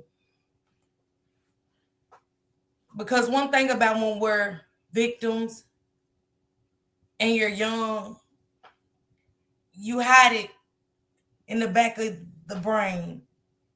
You don't want it to resurface as much as you try to. We think at a young age that if we forget, we won't remember.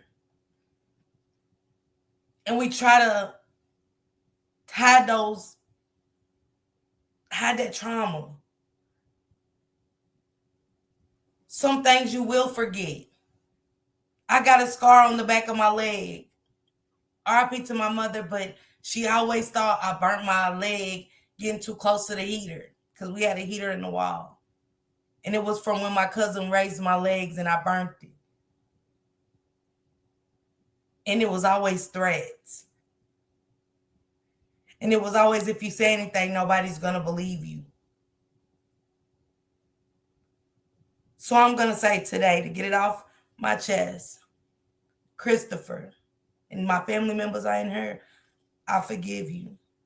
And to his sister Rosanna,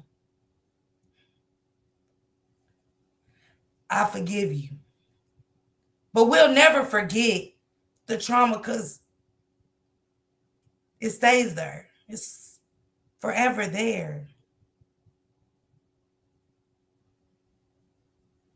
The family, it's forever there.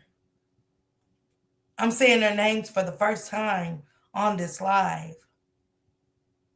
because I'm on Facebook and I know somebody in my family is watching. My children is in my chat. And I'm going to save and protect them anyway by all measures so they don't deal with this kind of pain and trauma from the monsters that I lived with all my life. Prayers to Iyana Sawyer's family. Prayers to the ones in the world that's fighting for justice and want to know where ZiyahHarris is and Iyana.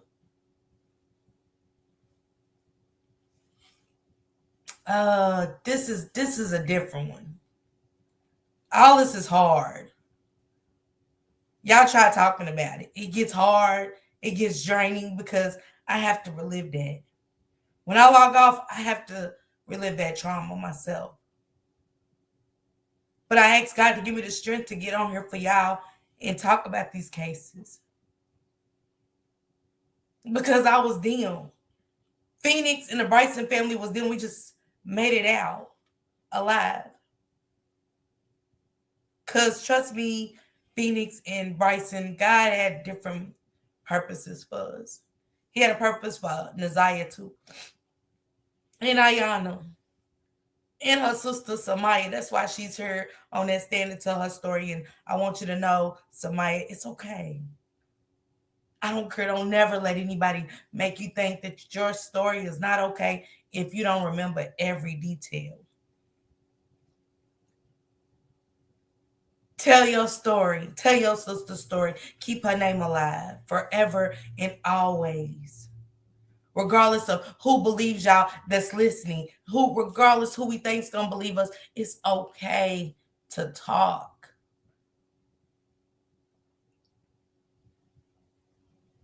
Okay?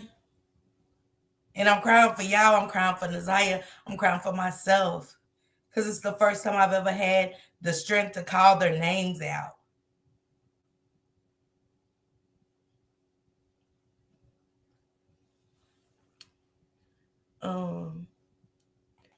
Bryson said, ma'am, she scared that baby. Was right. He's a whole monster. The sister was so confused, so conflicted, and unsure of what to do or what to say. There's no family codes. The people don't know where to step and want to say any guidance, especially when young. Jamie said, yes, protect our kids. She said, Phoenix said the way the attorneys manipulate and dissect the child's brain and how a child thinks relates to conflict in their mind is completely different than how adult brains think. This is so disgraceful, right, Miss Park? It's hard to say you forgive a monster. I finally forgave my monster.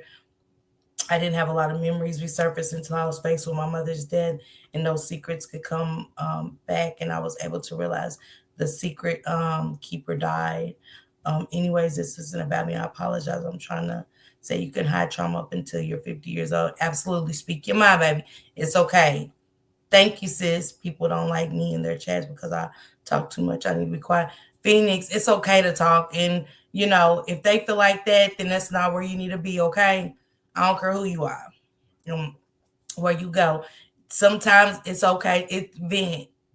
It's for all of us, vent. If our day's bad, vent. If I can't talk and vent and stuff like that, because a lot of people don't have people that they can talk to and vent to. And it's okay. Yes, yes, he did. We need to stand up for what's right. I believe in Ayan and Naziah. I want sleep until they get justice. There goes my cousin. God bless you and forgiveness. Hey, baby. Hey, teacher cousin. Hey, baby. Thank you for coming through, teacher. And yeah, teacher, you probably want to look the slide back and hear what I had to say. And this is another cousin that I felt guilty I could have saved. And even though teacher wasn't around too much when we was coming up, because she wasn't in the same city we was, but she did come around at time. But I love you, cousin. No, you don't, Phoenix. You deserve to tell your story. Don't never let anyone make you feel bad for speaking on it. Absolutely. Let's get back to this, and then I want you guys to hear the messages, and then I want to touch on some Naziah stuff. Okay, guys? Got to be a lot to keep a track of, correct? Correct. Nothing further.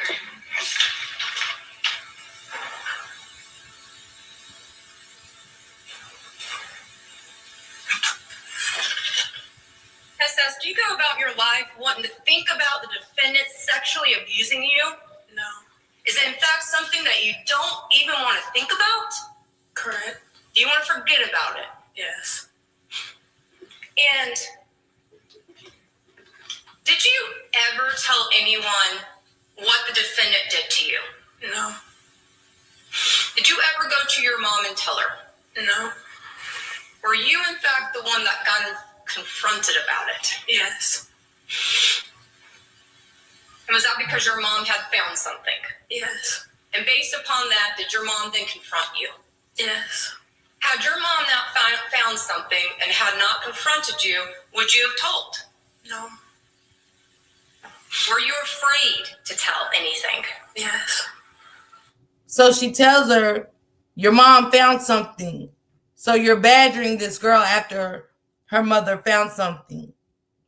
No, victims don't talk all the time. And then when we do talk, we are let down by so many people. So we just keep it in. We don't want to hurt people. It's so many mixed emotions that come with keeping that kind of stuff in. So I understand. So you did not freely tell this information, did you? No, I didn't.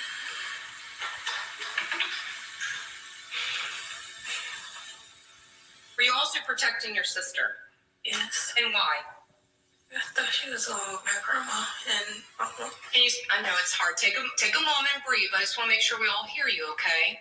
I thought she was going with my grandma, and I wanted to keep our friendship. Did you think if you told about the sexual abuse that your sister would be mad at you? Yeah. And did you want to keep her secret from the world? Yeah. If you could. Yeah. But you couldn't, could you? No. Your mom found out. Yeah.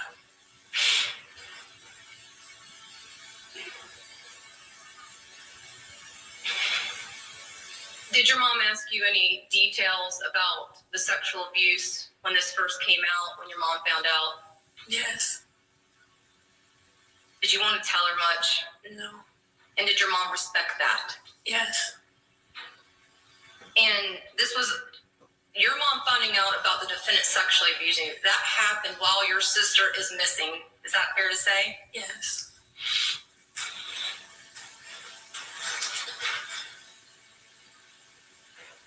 Why in April were you ready to tell more about the sexual abuse? And she wasn't coming back.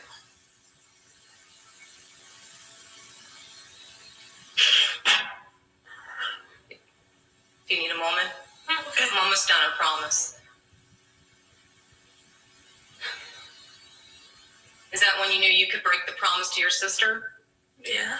And is that why you were willing to tell all about the defendant sexually abusing you? Yeah. Nothing further. Ooh, that was hard to listen to. That was so hard to listen to. Now we're going to get to the text of another angel gone too soon, Iyana Sawyer, and this monster. Next entry. 8/21/2018, 3:22. I don't like nobody hurting you but me. And the next entry. 8/22. This monster said, I don't like nobody hurting you but me. 12:02. I'm sorry. I forgot you're carrying our child and you're oversensitive. I do love you very much and don't want you to keep going through this drama. But we have plans, and if you act off of your emotions, you will hinder all of our plans in the future. It's very hard to see it now, but it's the truth.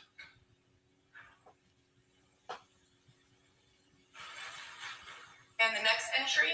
8/22/2018, 2 o'clock. The day Uncle John told you that Maya liked Ken, they were already dating, and the very next day was the first day that they met up. They had sex, and then on his birthday, they had sex. And the next entry. 8/22/2018, 4:29. You know what I'm talking about?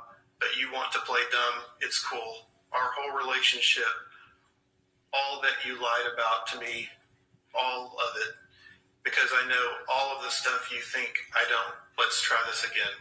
The next entry? 8/22, 2018, 4/29. Okay, then I pray whenever you get ready to tell me the truth, you will, and see how much further we will go. But until then, this is what it is. And the next entry? Okay. 8/23, 2018, 3/13. I lied about not liking Maya and wanting to do things with her. I started the whole thing. I told you that I was only talking to you, but I was also talking to Maya. The only reason we... This is Jonathan, you guys. This the monster. Telling young Iyana how much he liked talking. He was talking to her sister as well. But I only talked to your sister because I wanted to make you mad. These are the monsters with Monster Jonathan, Monster Jarvis Butts in these messages. Shank says so sad, yeah. We didn't do it more than once was because she found out that we were doing things and she didn't want nothing to do with me. I did.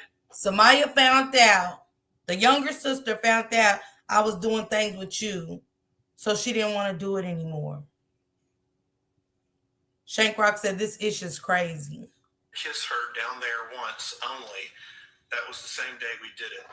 I told you things to like me more, and when I told you that I wanted you to see our other people, I was lying. %2C.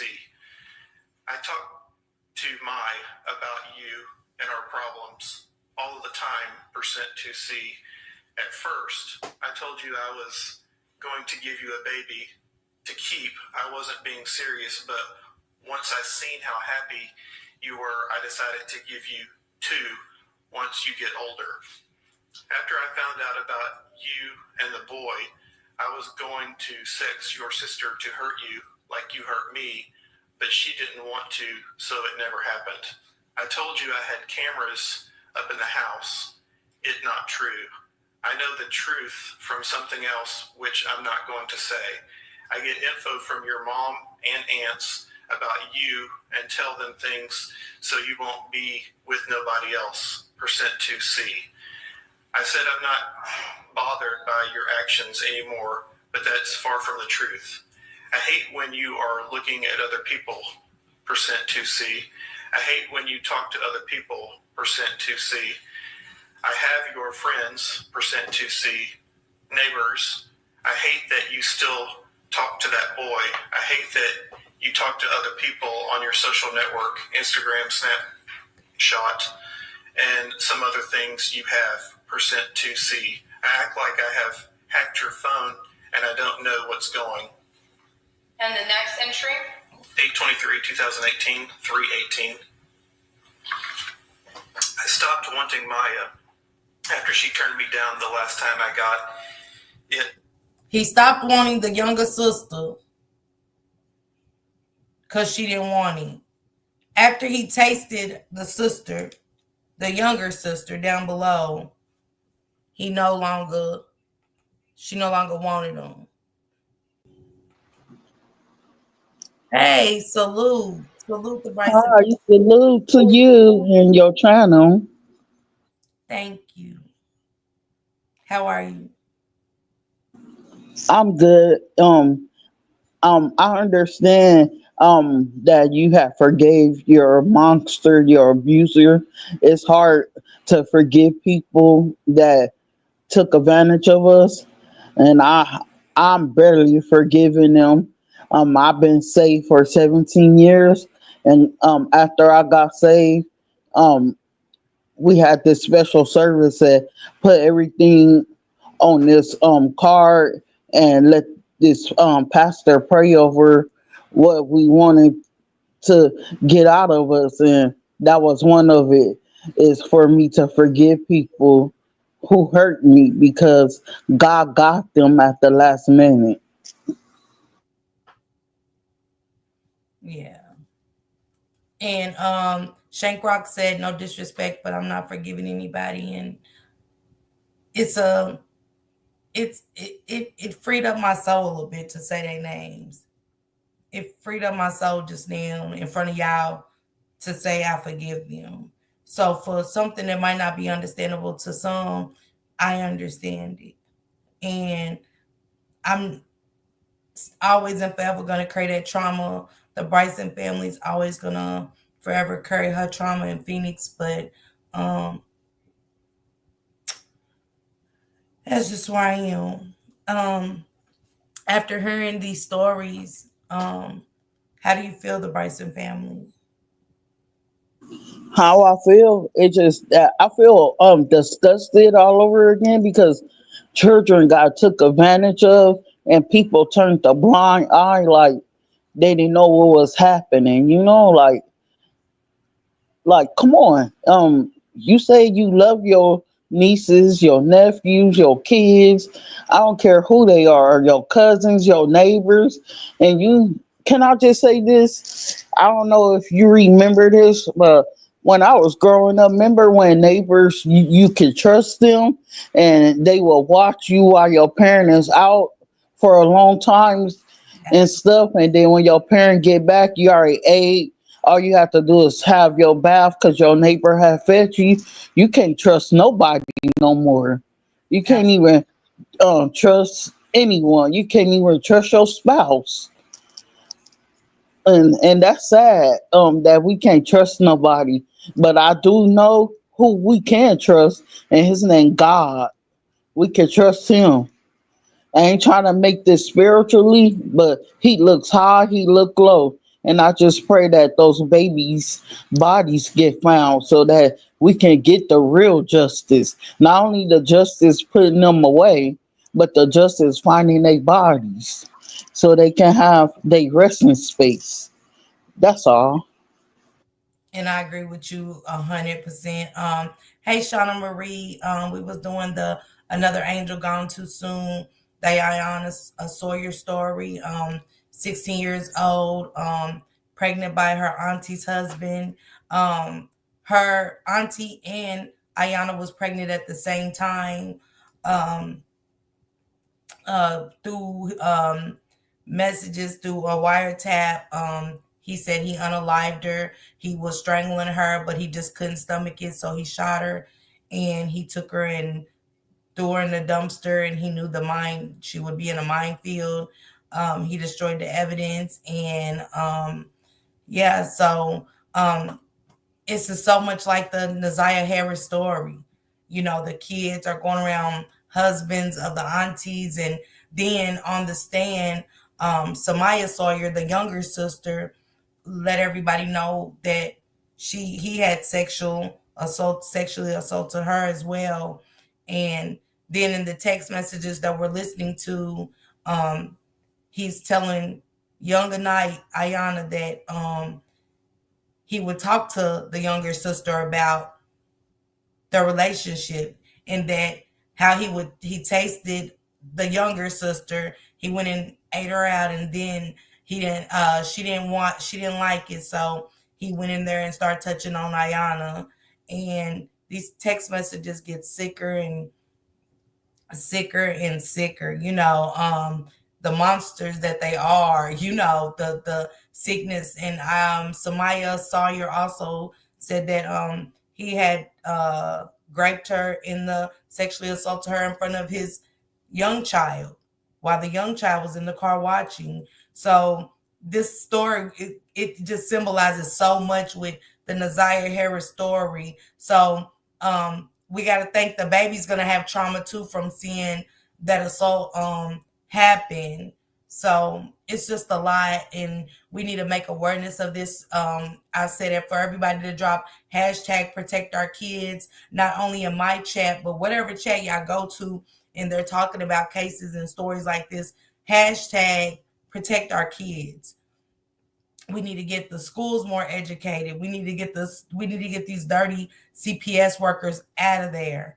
We need to bring people in with compassion, that care, that really wants to see the kids in a good space. not unalive, not in a worse place than they was at home. Give the parents more education, better tools, not removing them unless it's crucial and dire out of the homes. So yes, um, it's a lot. And this, yes, protect our kids, and this is a safe space. I want to create a safe space for not just the Bryson family who said she was touched. Phoenix said she was touched, and so many others have us been touched, and we just won't say anything. We'd rather take it to our grave and just hide it, keep it tucked in, and it's not good to keep it tucked in. It's okay to say we're not okay. Bryson family, you want to sit up here with me while I play the rest of these messages? You're Yeah, fine. you guys, hashtag protect our babies because they need a voice when monsters and some of their family members that don't stand up for them. Hashtag all through the chat. Protect our babies because they need it. Because this is sickening. Like to see people that claim they love those children turn a blind eye of them um losing a getting off this earth and other things happening to them and stuff, and it just saddened me, and it had like brought memories to me of what happened to me when I was 4 and 16. But I'm healing, I'm getting better with it.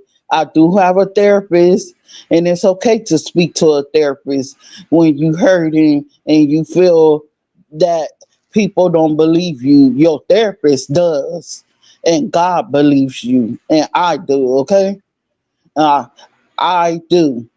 If no one else believes you, go to God, and He will believe you, and He will take care of your enemies and make them your footstool, and He also will make your abusers your footstool. So you don't have to worry about that. And I'm just saying because these babies were so young. I'm not trying to call them babies, but they were. I felt like they was my children. If they was my children, ain't no way they gonna come up missing or I don't know where they at. Ain't no way. We looking day, night, sun, sleep. I don't care if it be thundering. We looking for my baby. And that just hurt me. That tore me up. But I'm okay. Thank you. Thank you for letting me have a voice. I'm gonna go back down to the chat, okay? Yes, and you're always welcome. Anybody's welcome. The Bryson family, you can hit it, and you're always. If you just having a bad day and you want to vent, and I'm up here, you just want to say some stuff. It's like this is your mountain peak. When we go to the mountain and nobody's around us, and we get to scream and let it out, come here, and it's okay. I don't care what I'm talking about. It's okay. Yeah, and I love you with the love of the Lord. I know we don't know each other, but we gonna get to know each other, okay?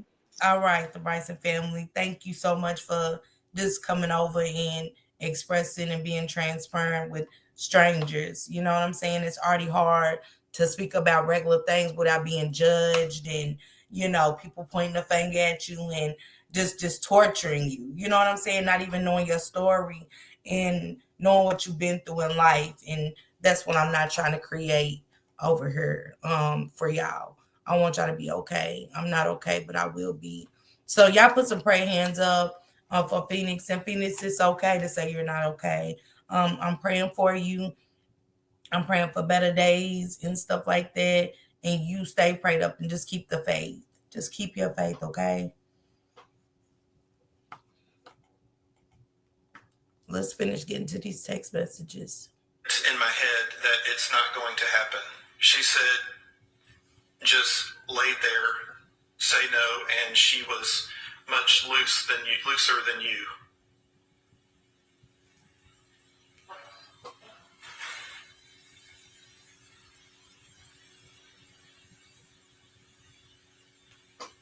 Okay, and the next entry? 8/23/2018, 10:30. You see, what you don't get is I don't give a fuck about what Maya do. I only care about what you do. And like I said in my truth letter to you, I would tell you aunt and mom about things so you... Careful, and your mom. I would tell you aunt and your mom about things so you could only be with me. But you might only read the Maya part and disregard the rest. And the next entry? 8/24/2018, 12:54. That's how it should be. If Jacob comes at you in a inappropriate way, you should tell me ASAP so I can deal with it right away. And if I question him in front of you, you should be straightforward with it all so he knows you're off limits.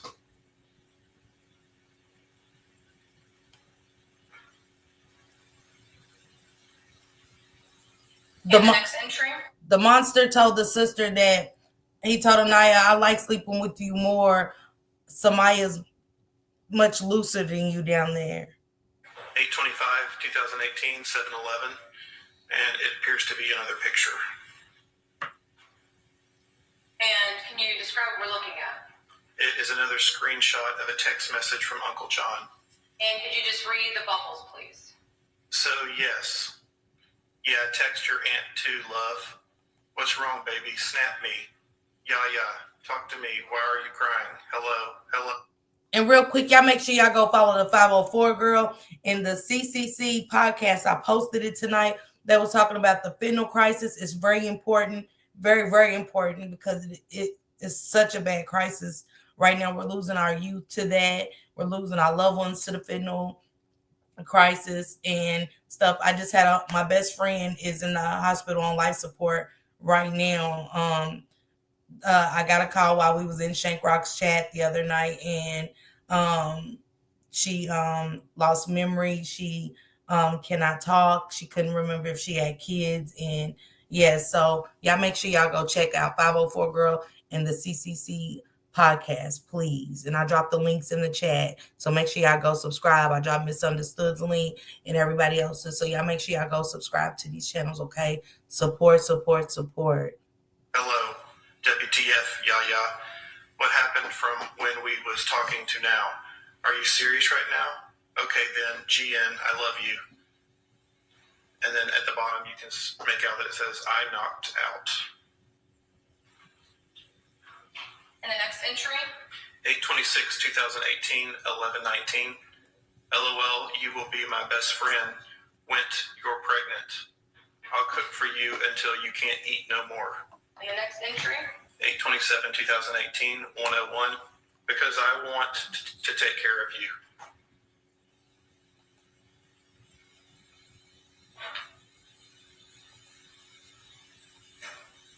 And the next entry? 8/27/2018, 10/29. I was on the roof and you told me to see if the chimney was connected to the other apartment so you could talk to that boy. I said, yeah. And you started to make plans to change your school schedule so you can meet up with him and go to a hotel. I started to cry and then I woke up. And the next entry? 8/28/2018, 1:13. Yeah, I can hear it now. If a fire, Yaya, %2C. Where Jacob, %2C. In my pants, Yaya. You want to put it out? I can't. The next entry? 8/28/2018, 12:29. I'm Nim, being a B. I just want you to be okay, and I want to know where I stand with you, so I'm not just surprised later that you've been with someone else and or you are talking to someone else. That's what I mean. I'd rather you just tell me up front so I can be prepared. And Jonathan and Jarvis definitely favored. The girls favor. It's just so creepy how he was a mechanic, Jarvis was a mechanic, how they was both had the aunties pregnant at the same time as the girls. the whole 9 yards, messing with the other siblings and stuff. Thank you for coming through, Gene Hulk. I love you so much. Thank you to my Beef Sector family. I appreciate y'all for coming through and support me. To the Rock Squad family, to my Mo 3 Sector family. Thank y'all so much. And any other sector that's in here, thank you so much. And don't forget to subscribe to these content creators. 504 Girls link is in the chat. The CCCC podcast, Shank Rock, Misunderstood, Lady Nika S. Hutchison, 357 Broadway, and so many others. Black Sector, 504 is Black Sector, correct. My Black Sector family. So sorry about that, 504 girl, but my Black Sector family, thank you so much for coming through and supporting. Just 5 years apart. Yeah, this is getting sick. So we want to make sure that we take notes and compare these notes to the creepy messages that Jarvis was having with ZiyahHarris. These messages, he's mentally abusing this girl. He's really mentally abusing her. He's telling her how good her younger sister tasted and how he was only sleeping with her to make her mad, and it's these monsters. And the next entry?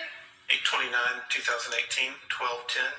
I've been kicked down there so many Detective Adam, just take your time, okay? Make sure you're reading word exact word. Just take your time. I've been kicked down there so much, I'm not sure how you're even pregnant. How you're even pregnant. Thank you. The next entry? 8/29/2018, 5:59. It's a picture. He told Iyana he's been kicked in the nuts so much. I don't even know how you're pregnant. Listen how he's talking to her, the mental abuse of it all. And can you describe it, please? It is a screenshot of a photograph of two people having sex, and it says favorite position. And the next entry? 9/2/2018 at 2:03. It says, ha, ja, ja, ja, ja. First off, that boy don't know how to fight. %2C. 2, I've been fighting all of my life. I can take hits there. I could stand there and let him punch me, and it would have no effect. All of me at all. On me at all. Although I look out of shape, I'm very seasoned. Just 2 days ago, I beat the shit out of someone. I believe I'm going to be okay. You see, I told him to wait until everyone leaves. Not for me, it's so when I knock him on his ass, his pride won't be too messed up. The goal is not to defeat him, it's just to teach him to respect his place. And the next entry? 9/3/2018, 11:51. That's what your slow ass should have said from the fucking jump. And the next entry? 9/3/2018, 11:52. Because it was a simple question that you seem to had a problem answering it. It's cool though. I'm not going to bother you none. I'll talk to you tomorrow, GN. And the next entry? 9/3/2018, 11:52. Oh, so you're not going to fuck him. You'll just wait for me. That's what you meant. So Iyana Sawyer was sexually assaulted by the neighbor who was in his 20s, and she was only 14 or 15 years old.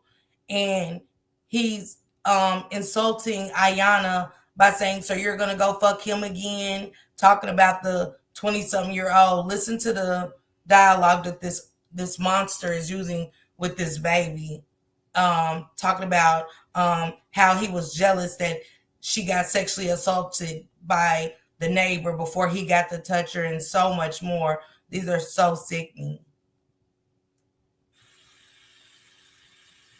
And the next entry? 9/4/2018, 9:27. I'm very aggravated right now. I'm going to hit you later. The next entry? 9/7/2018, 12:21. Yeah, so I need you to be like 100% with me at all times. I'm just so in love with you, I'll kill you and cry. And the next entry? 9/17/2018. So he told her that he would unalive her. I will kill you and then cry. No, it seems like you the one that wants that, but you don't want to hurt my feelings, so you rather start up your bullshit again so I can leave you. Look, I don't have time for all of your little games. You like to play like I'm stupid and don't see what the fuck is going on. I trust you until you start lying to me again. Just like how all of a sudden you back playing your Sims game full time again to the point you don't have time for me no more. I won't be surprised that you don't telk the next. You don't send us the N-word? Yes, it's the N-word. Okay, go ahead. The same thing you tell me just so you do fuck up. Like the name you keep saying when you about to come and catch yourself.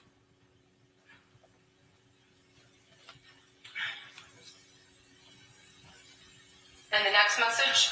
9/17/2018 at 1:43. You just keep lying to me. Then you try to make it as if I'm the one going behind your back. Hello, Mark Barton here from Sadie Her Promise. On December 14th, 2012. With who though? I don't fuck with your sister. I don't talk to nobody but your ass. I'm just tired of your games. I'm getting getting very old sometimes. I wish I wasn't so deep in love with you. Okay? I won't keep talking all of the bullshit you give me. And the next entry? 9/17/2018 at 1:44.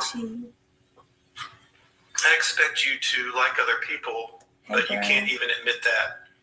You're 16 and H all of the time.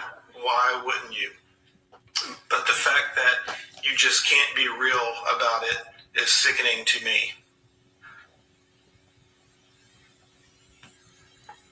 And he's got the nerve to tell the little girl that she's sickening because she's saying, but you mess with my sister, my younger sister. Lynn, that's my cousin, y'all. Thank you. I love you too, cousin. Hey, Michi. Michi is wisdom from Switching Lanes. Hey, Michi, salute to you, CEO. Hey, bro, I see y'all. Thank y'all.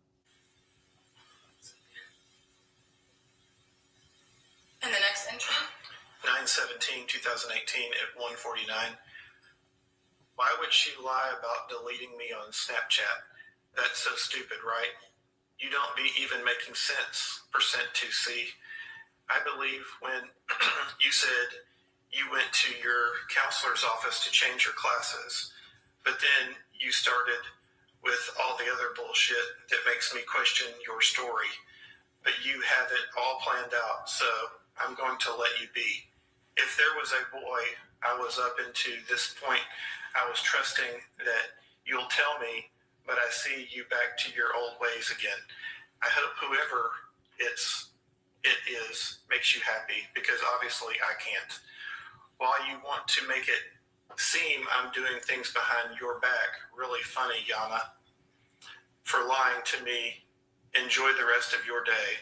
I'm not staying with you either, so if you want to take the bus with your new buddy, do that. It will save me gas and me not seeing your face no more. The next entry? 9/17/2018 at 4:17. Yeah, so it can be so easy to leave you alone. I'm so in love with you.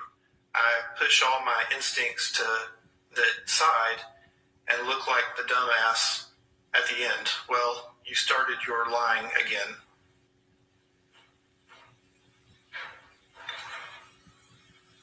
The manipulation of it all, y'all. Pay attention. Because Ayana's still young. She's in school. She's vibrant. She wants to be around kids her age. And he's using every manipulation tactic to make this girl feel bad about living her youthful life. Even throwing her sister up, her younger sister up to her at times. Real Bob said, check these kids' phones. Stormy Blue. 9/19/2018, 11:20. I'm sure you won't understand what's my problem, so I'm just not going to let you bother me like you have been anymore, since this seems to be a ongoing problem with you. The next entry? 9/25/2018, 3:02. You're stuck with me until you die. I love you way too much to let you go. So you're not going to have no life. Anyone who's had cortisone injections for more than 3 months. Salute, Stormy. I seen you, my boo. Thank you for coming through. The gaslighting. You guys, I have a YouTube goal of 5. I got one. Please help me reach my goal, $2.99 or higher. Grab a super sticker or a super chat. Salute to my YouTube family and friends. Thank you guys so much for tuning in and stuff. Hashtag protect the kids. Anywhere you go, remember, hashtag protect our kids. Needs to see this. Watch what salt does to our joints. I want to get to some prayers to Iyana Sawyer's family. I hope y'all find her. I hope this monster eventually gives y'all that peace. Just a little sense of peace. The world wants to know where Iyana Sawyer is. The world wants to know where is ZiyahHarris. These monsters. And Real Bob said again, check these kids' phones. Check these kids' phones. There's no codes. There's no locks. Locations on at all times.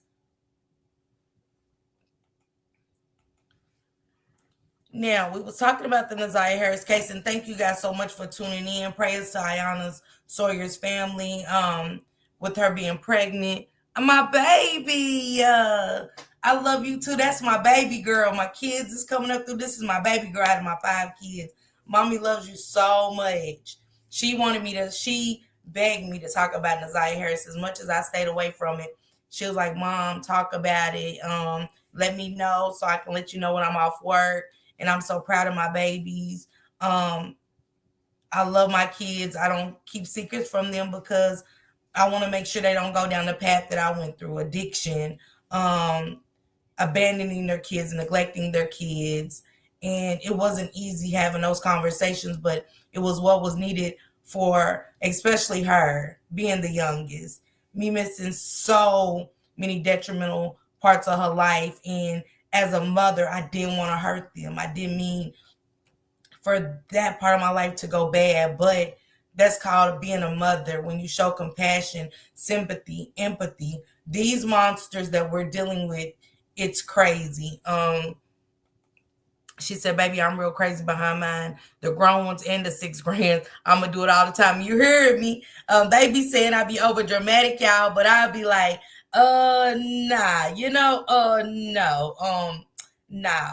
But shout out to my girl, Top Flight stays up all night, y'all.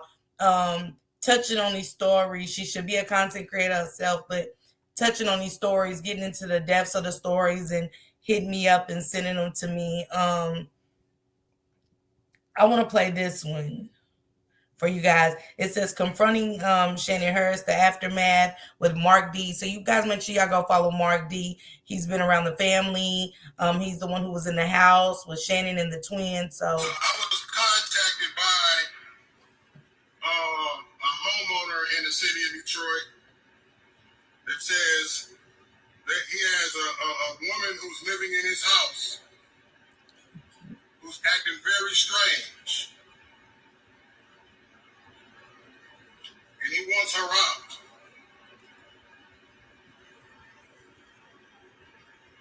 This man has a woman in his house, and she's been acting very strange recently. And he wants her out.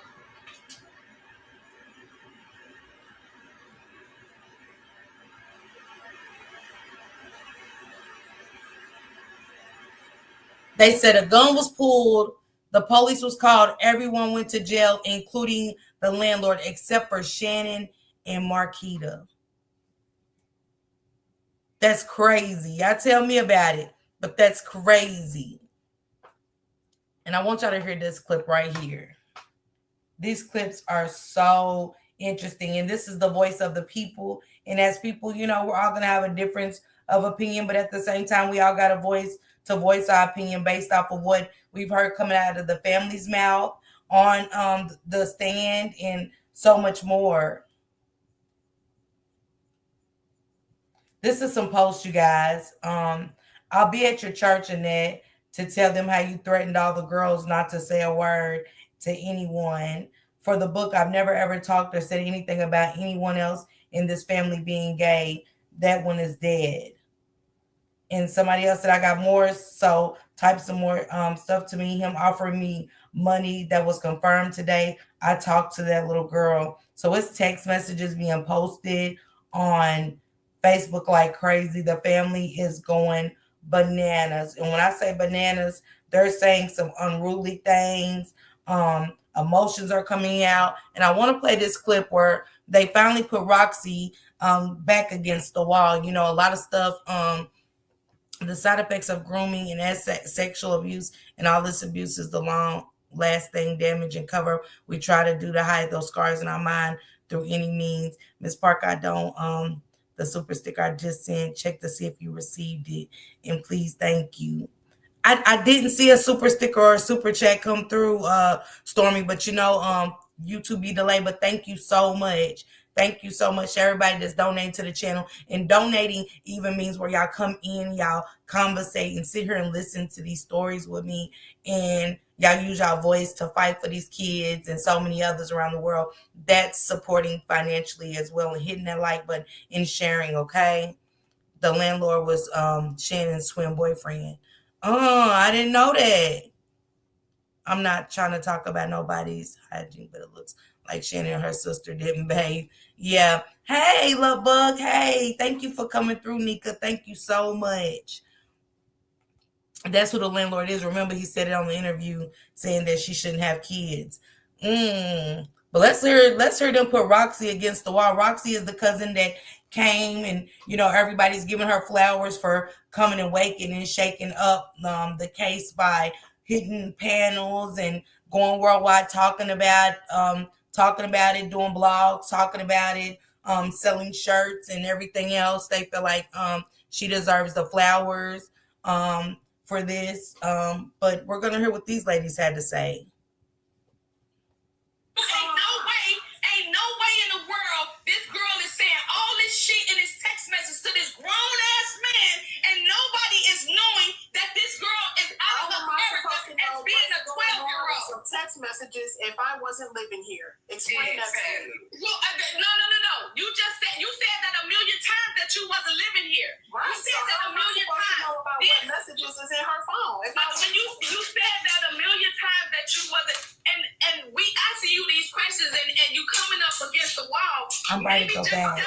Not sure. Roxy, just tell us you was a different, like, you ain't answer her questions no more. We're going to interrogate her. We're going to ask the questions. We're going to ask the questions. Right. Interrogation. If you want to come up with your own thing, that's not. I'm putting two and two together. Make your two and two together.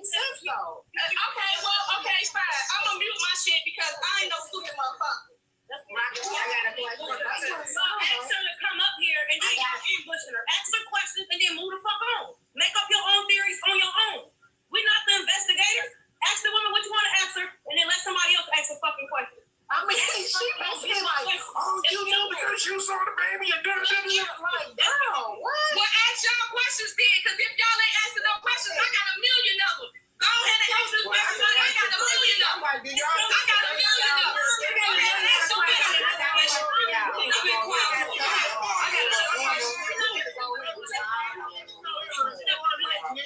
You gotta check Ford Lake. Hey, Roxy, baby ain't over here in Ford Lake. Roxy. The hell? Roxy. Ask what you want to ask her. Listen. There is no reason for everybody to be getting mad or doing all of that because she was asked the question. And I've been going live with her for days, and she has been wanting to talk to Roxy. So the way she feels is that's the way she feels. Okay, this is what you don't have no right to talk to nobody like that. This is her. He was not in the house. Okay, but don't come at me sideways. That's not how shit goes. You can't expect a motherfucker to answer a question the way you want it to be answered. That's not how it goes. Thank you. She's sitting up here letting y'all answer her question, but you're not going to make her answer it how you want it to be answered. That's not how the fuck it goes. Roxy, did Shannon say anything or have a return to that podcast you did when you did that very nice thing where you were telling her to tell the truth? And no, I haven't heard anything from her at all. I don't expect to hear anything from her. I just wanted to let her know, you know what I'm saying? I understand that it's a lot of people that's going against her, you know, and including me, myself, which is why I took accountability for what I said to her. But I felt like I needed to put that aside and just let her know, you know, that this person that you riding for, you know what I'm saying, is not what you really think that he really is, you know what I'm saying? And just for her, just get it off of her because you can clearly see, you know, that she's uncomfortable. Everybody don't know, but Shannon used to be very, very heavy set, and it doesn't look like she is losing weight in a healthy way. Yeah. You know, you can tell. I saw that her face looks very distressed. You know, so that's why I said what I said to her because I felt like you reap what you sow, though. You reap what you sow. Okay, I got a second part of that. The truth that you're speaking. Roxy's like, well, Shannon's not losing weight in a healthy way. They're like, well, we don't give a damn. You reap what you sow. The ladies ain't having it. They're not trying to, we ain't giving a damn about if Shannon's losing weight because she's on drugs or none of that. I agree if y'all feel we don't give a damn how Shannon's losing weight. We don't give a damn. I don't give a damn. That's my answer. Was there anything in particular? And if not, what would you speculate in? Would you like to share or on the truth that you were speaking of? As far as what? What you were saying in the thing, come tell the truth, just speak out. I don't know. I cannot speculate. I try not to speculate because when you speculate, you make an ass out of yourself. So I can only go by the facts that have anybody mad. I can only go by the facts that have been put out from what I've heard, you know, and I'm not even going off hearsay at this point. I'm going off, you know, the evidence and her body language. And I can be able to read body language. And I think she's... This is the cousin Roxy. Roxy said, they said, well, you told her to tell the truth. Just go on and tell the truth. And Roxy said, well, we going off body language. Ain't that what we said as soon as we seen her in the courtroom? I think for a lot of us, we had our minds made up before we started hearing all these other sick stories coming out.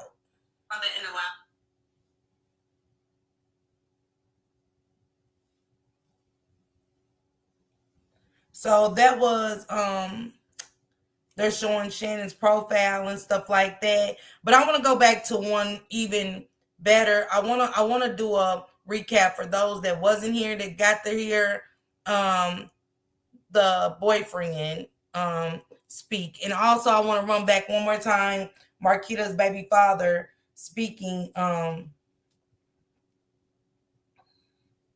about when his child hit the scene, hit the stand, and how he felt. Because it's so much more, like I said, when we turn one rock, it's something else. And let me play this while I find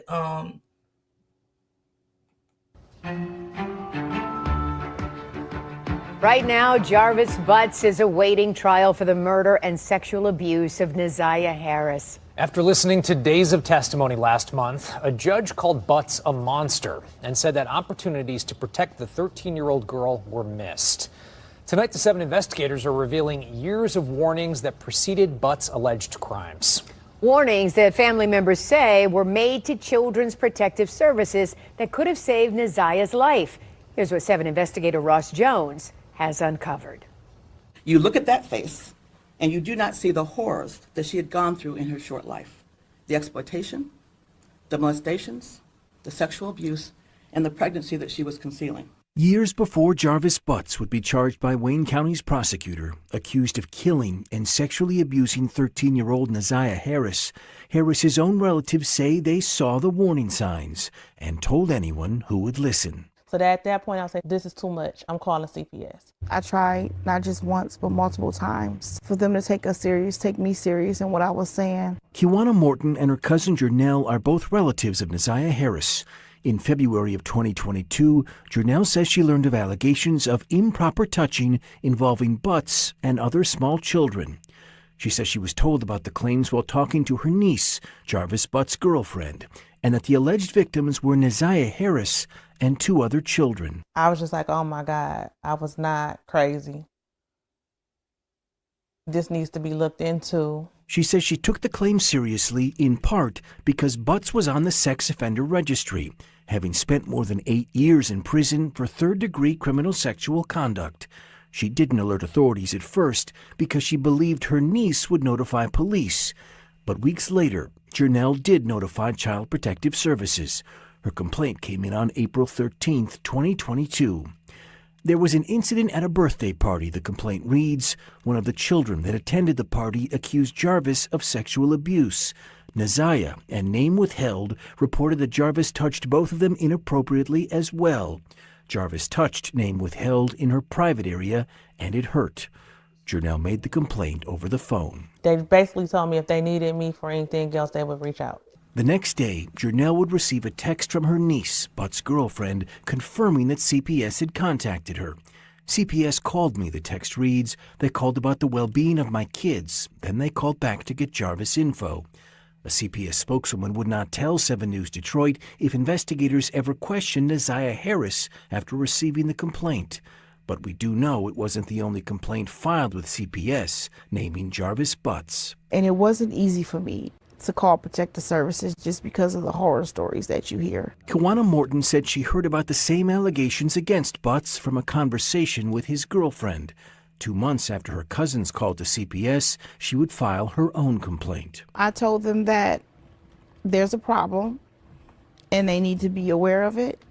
I am 90% sure that there's sexual abuse going on within the home. Did you specifically mention Jarvis by name? Yes, absolutely. Internal CPS records we obtained show that investigators looked into that complaint, conducting a face-to-face interview with Butts, who strongly denied the allegation. A forensic interview was conducted with the alleged victim, and no disclosures were made.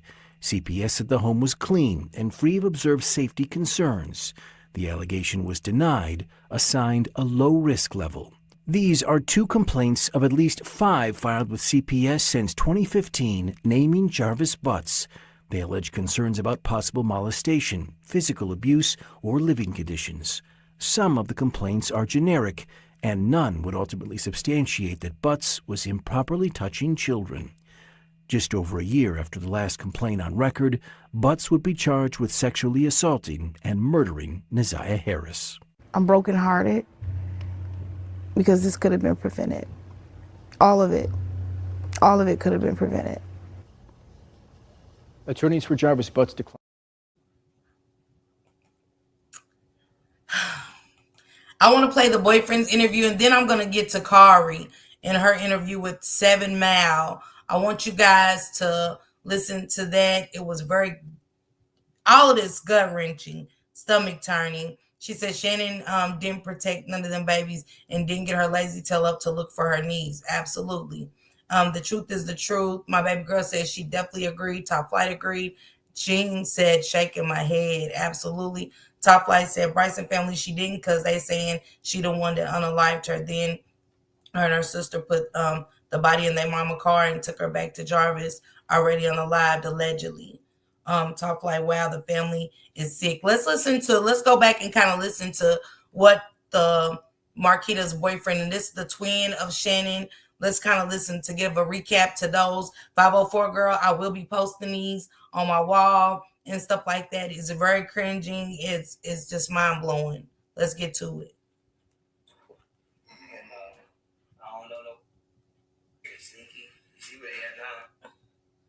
Hold on, guys.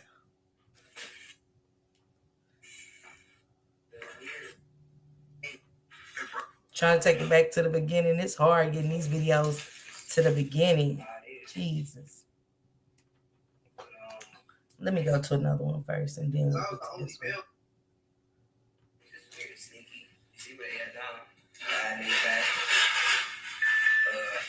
Low key, my brother called me and trying to keep me on hush about whatever they're trying to hush about. Hey, brother called you.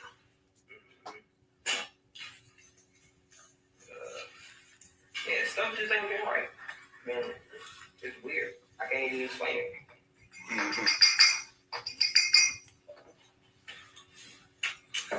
So, yeah, man, you was telling me a lot of shit, like,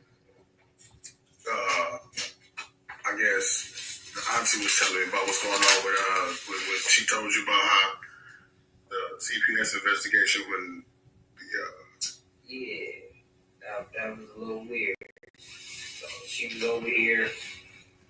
I'm guessing they trying to keep stuff on the low because technically she ain't live with her mama. I don't know where she claiming she lived, but that's where she at. But she house hopping, so I'm trying to keep that on the low somehow.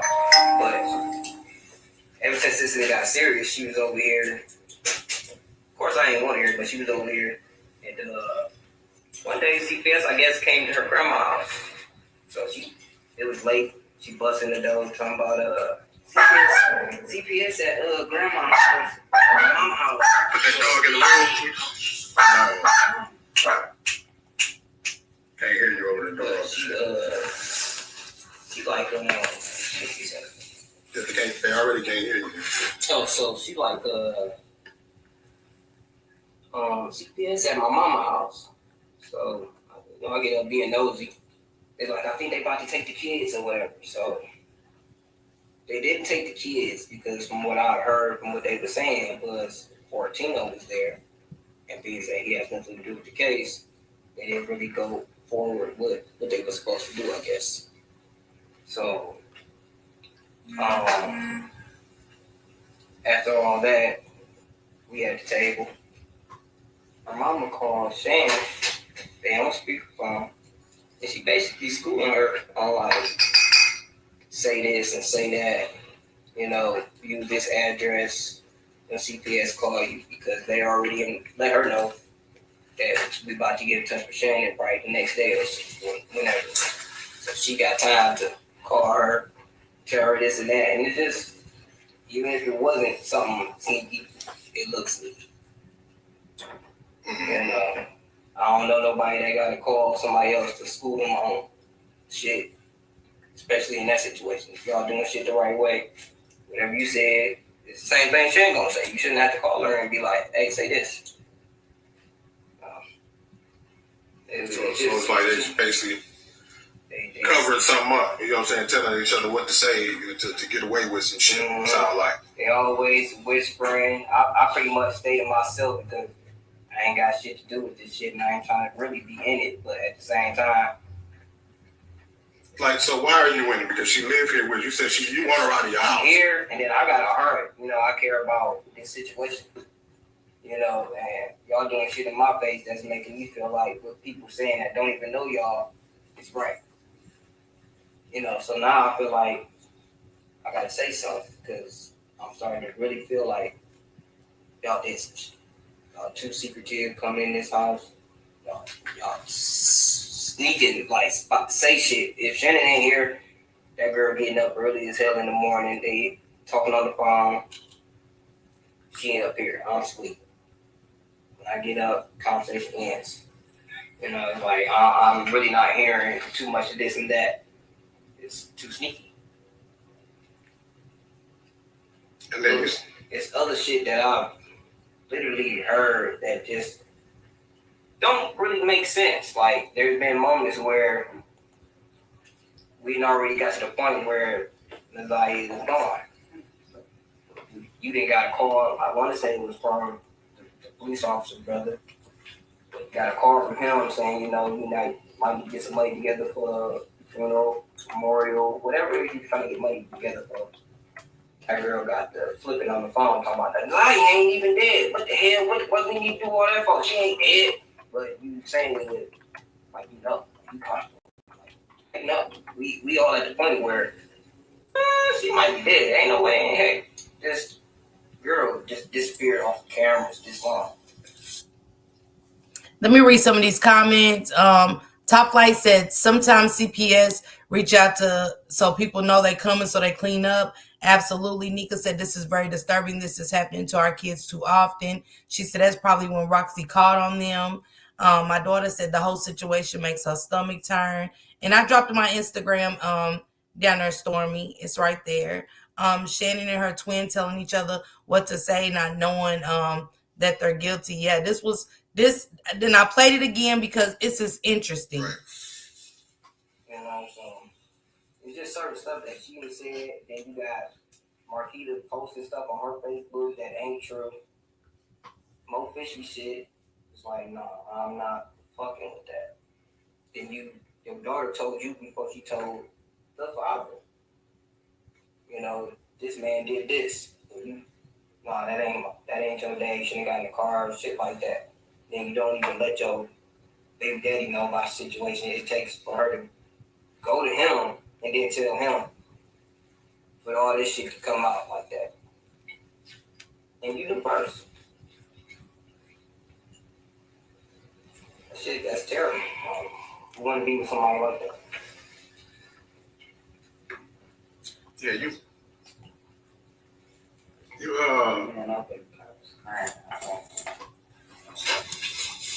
So you say y'all was I was on the phone with y'all and you said y'all was telling me about how it's this picture that's floating around with Nasiah right now, this older guy. Right? Yeah. The brother, right? Yeah. And then come to find out that that dude is Annette's brother, your uncle. I'm just finding out like everybody else, but yeah, the story back in the day about Annette being found in a crack house, and when she was 11, she got pregnant, right? I don't know if that's true though. As far as her being found in the crack house, yeah, right? I don't know if that's true. Yeah, maybe what I'm saying is that's a story allegedly, because that was a cover up. Because what y'all told me was that she actually got pregnant by her own brother, which is Eric. What's his last name? Gamble. Eric Gamble. Mm-hmm. That's what I'm hearing too. I don't know. So pretty much everything that y'all are learning, I'm learning as well. It's not like I'm family. They're not gonna tell me everything. They're not gonna tell me I just learned this stuff just as well as y'all learned it. But yeah, that's what she do. She ain't coming out. Yeah, 504 girl. Annette got pregnant by her brother, and she named the son that she had by her brother a junior. So the son is Eric Gamble Jr. Annette was when she first got pregnant, she was 11 years old, and Uncle Daddy is a 3-tier sex offender. Y'all look it up what a 3-tier sex offender is. That means he's very aggressive. He rips them. He does all. It's horrific. So that's Marquita's son that keep coming out. Mm-hmm. And it's a lot I can say about that situation. She's not really fit to be a parent for real. I'm sorry to say it like that, but I don't care who. He said that Shannon's twin, Marquita's not fit to be a parent, and he also says, and her son had a Jarvis moment too. He had a Jarvis moment. He did some stuff that Jarvis did. The son, the twin sister Marquita's son, has allegedly touched some kids, and this is Marquita's boyfriend telling it. And Marquita's daughter has also got on the stand. That's the child we didn't get to see it because when the kids talk, the cameras go off. But the auntie, the sister of Annette, and all of them said when the kids got up there, they said they thought it was bad, but it's worse than we know. You said what now? Hey, Pooh. Okay. So her son took a knife to school. Right around on Fisher or whatever that is. And she asked him not to report it because she didn't want it on the record. The lady is a new principal. So he got lucky. I guess the lady didn't want to have to deal with the shit. So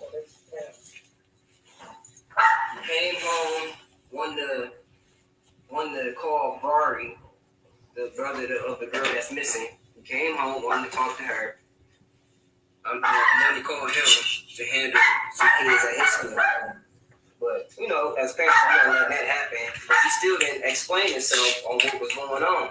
But he decided upon himself to take a knife to school to defend himself, which got him in trouble, got kicked out of school, and really missed half of school. They still passed him because the lady had a heart, basically.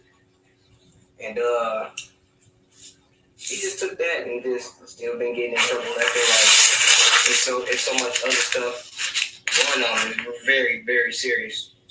Like, I don't even really want to talk about it, but it's close to a Jarvis type shit. Now, what you say? Because I was just over there looking at Watson. What you say again? What you just said? He got a situation as a kid where it's basically like a Jarvis situation. Who you talking about now? Marquita's son. Marquita's son has a Jarvis situation as a kid. She said, I seen Annette's page, also seen she's friends with Eric Gamble and Eric Gamble Jr., but for some reason, Eric Gamble Jr. called her grandma. Remember, y'all, the sister of Annette had spoke, Janelle. She said, what we don't know when the cameras went off in the courtroom, that it was sicker than what we really know. She said, we knew it was bad and we knew it was some sick stuff going on, but we didn't know it was this sick and this bad. So I'm like, how much worse can it get? Like, come on, y'all. If y'all sick just hearing this little bit, we ain't got to the nothing. Just when we thought, okay, we know this. What happened in that courtroom? What was said that this baby said that was more gruesome than what we've heard? We know Jarvis gave his 4-year-old daughter an STD. How sicker and worse with Naziah being pregnant, missing, unalive, all the things he did to her. Don't forget that one of Shannon's sisters that's not even kin to them by Annette, the sister by the father, came to the birthday party, and that's one of the allegations that he tried to touch that child. And he touched that child aggressively. And CPS said, no, ain't enough to do anything about it. But remember, even her grandkids, she called them her children. Yes. Where's the parents and the grandparents? She was there. Annette's been very much aware of the sexual abuse going on in the home. So yeah, she's been, she was sexually assaulted and pregnant at 11. We don't know how long, but we know that Uncle Daddy has also touched Naziah. They said before the age of 8 and younger that he's been touching on Naziah. So Jarvis Butts came in sexually assaulting secondly. The system felt that baby, absolutely. So just so y'all know, Uncle Daddy, which is Eric, he definitely, the uncle that's the 3-tier sex offender, has been touching on Naziah, sexually assaulting her way before her age. You guys, my Cash App is running across the screen. I only have 4 more goals to reach if it's $2.99 or higher. So y'all, please help me reach my goal. So because these won't be monetized while I'm using other content and stuff like that. But I'm gonna keep bringing y'all this, you know what I'm saying, regardless of what. Remember, she said I always talk with Naziah and she tells me everything. I make her comfortable to talk to me, and then said all my children do. Jean, the grandmother's out eating burgers and cussing them kids out for not wearing socks. But it's so much stuff that's happening where she's not fit to be a parent. Like, you let your kids do certain stuff and just get away with it. They walk over you in the basement. Everything go on in the daddy basement. She has to be the oldest one. What you say? Well, you ain't on the camera. You can see. I said,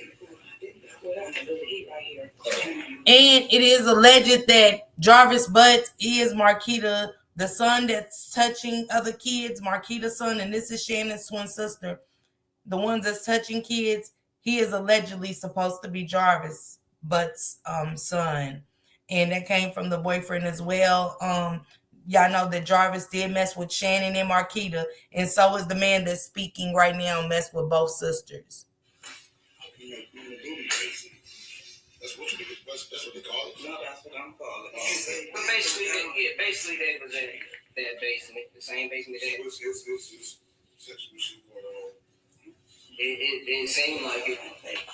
He said everybody's getting touched in the basement, not just Naziah. So what? Tell me about your encounter with Jarvis. Well, basically, he don't like me because he the type of motherfucker that feel like all the women that he talking to, he don't want nobody else talking to him.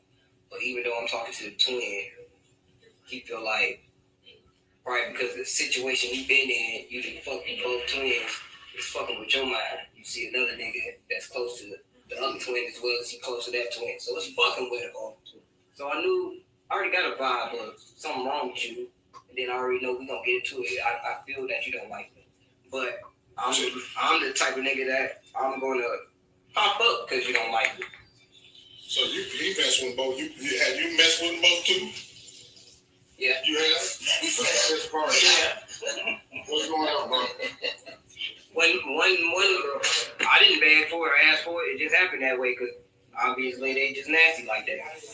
He said Shannon and Marquita are nasty like that. He didn't ask to screw both of them, but Jarvis has slept with both of the twins, and now this man has allegedly slept with both of the twins.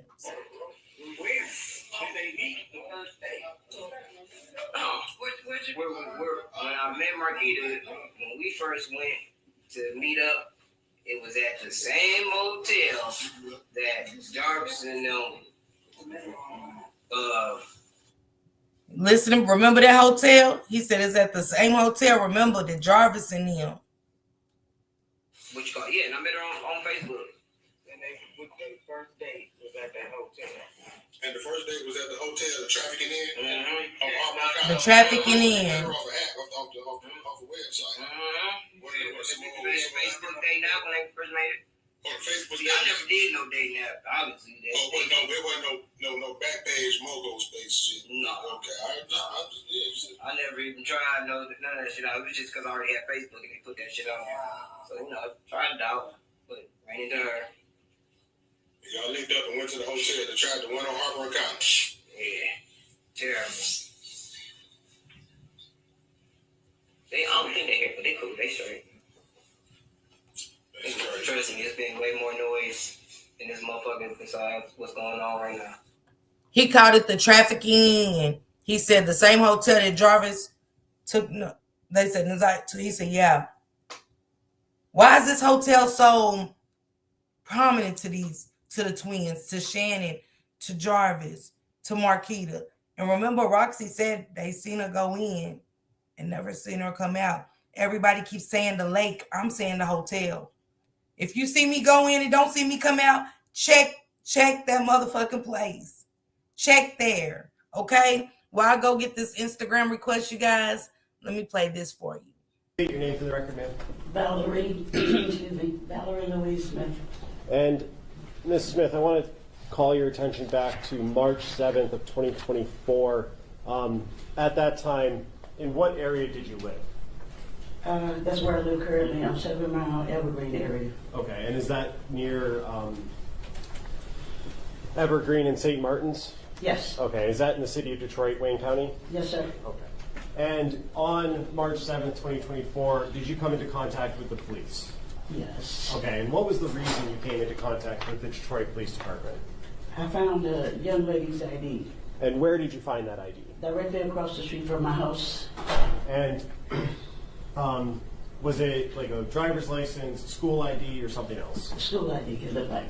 And when you found that, was that the first time you had seen it there? No, I stepped over it for 2.5 weeks before I decided to pick it up. Okay, and is there a reason after 2.5 weeks of noticing it there that you decided to pick it up? I just decided to pick it up that day. I was going out shopping. I said, well, let me get it and send it back to whomever it belongs to. Okay, and when you picked it up, did you read the name on that ID? Yes. And what was the name on the ID?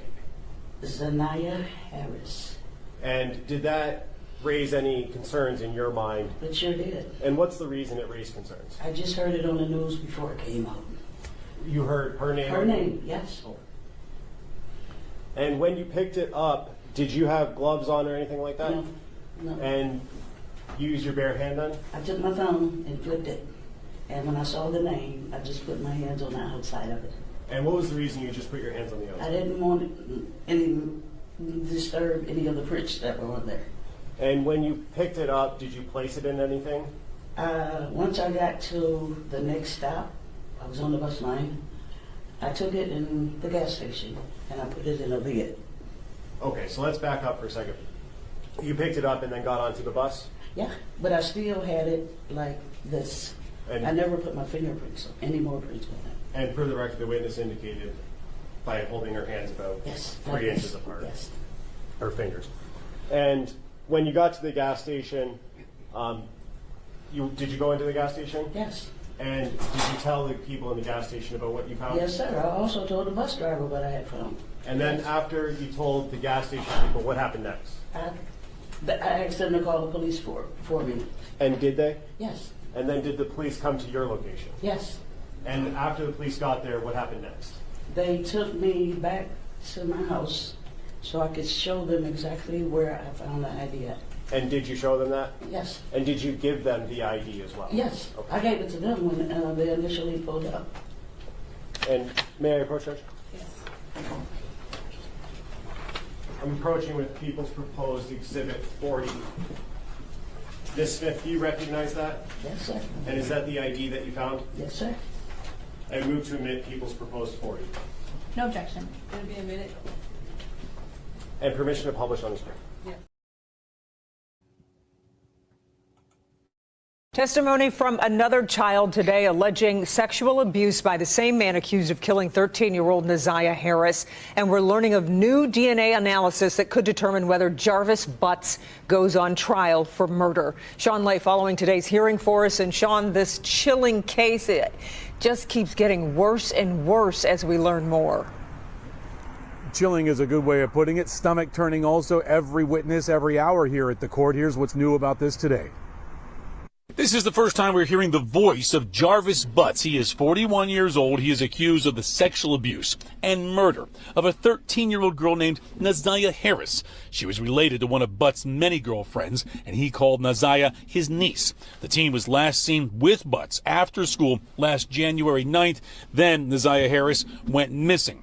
Police brought Butts in for this interrogation during a search for her, where Butts told police everything he knew about the girl was on his cell phone that police seized during a search warrant. You have to listen very closely to pick up what Butts is saying, but he says he has nothing to hide. Everything is in my phone. Y'all have possession of my phone. Take a look at it. Go through it. So I don't know what that's about. I don't know why she said. A co-worker of Butts testified that Butts and ZiyahHarris were at their auto repair shop the evening ZiyahHarris vanished. But Butts told investigators the last time he saw Ziya was weeks before. Yes, he stated to me that he had last seen her at the end of December or early January sometime at the grandmother's house getting her hair done. Okay. And did he say anything about knowing where Ziya's bus stop was? Yes. Okay. What did he say about that? He said that her bus stop was at a 3-mile drive in Cornwall. Back here live outside 36.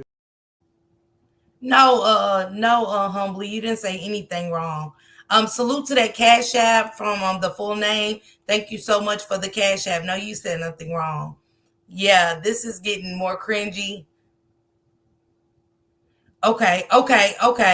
Thank you so much. Thank you, Stormy. I appreciate it. I appreciate it so much. I only have 3 left for my goal, you guys. Thank you, Stormy. I appreciate you so much. But I accepted it, Stormy. I don't know why you didn't get it. Thank you, Phoenix, so much.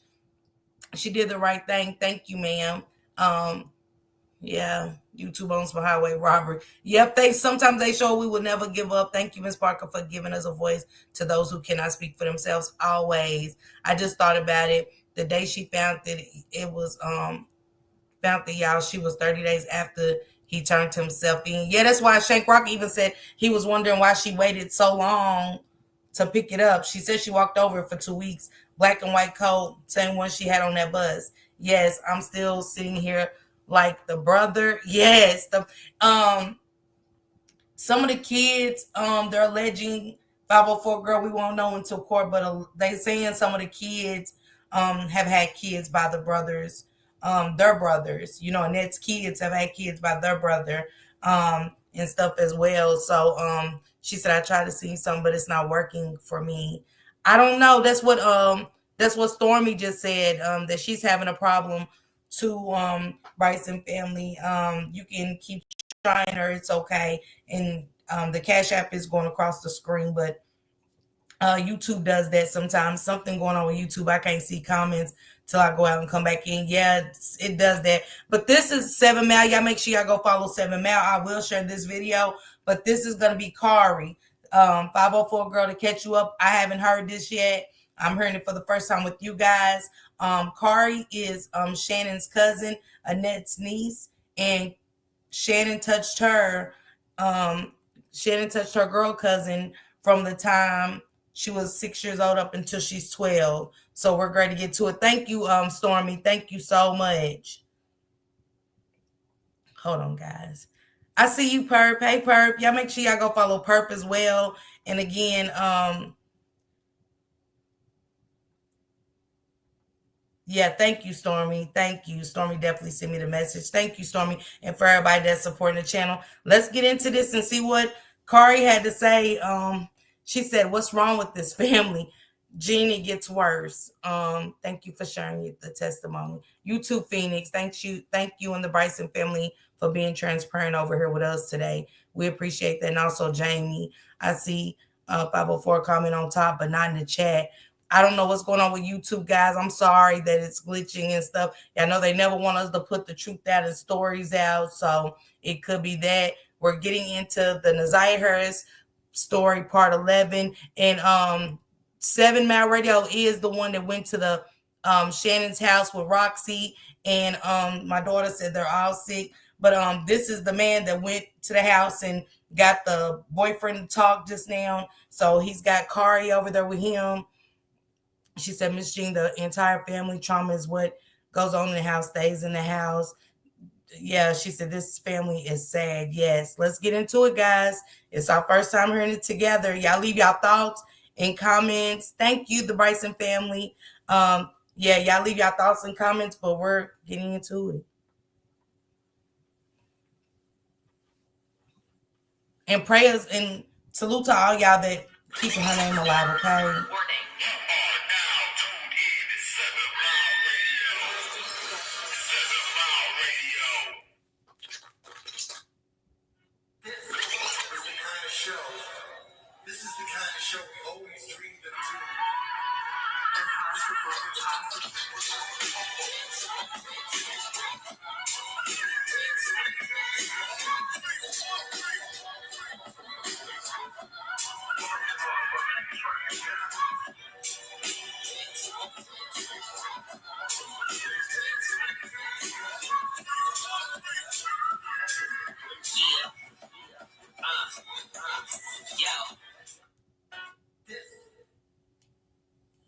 What is going on, ladies and gentlemen?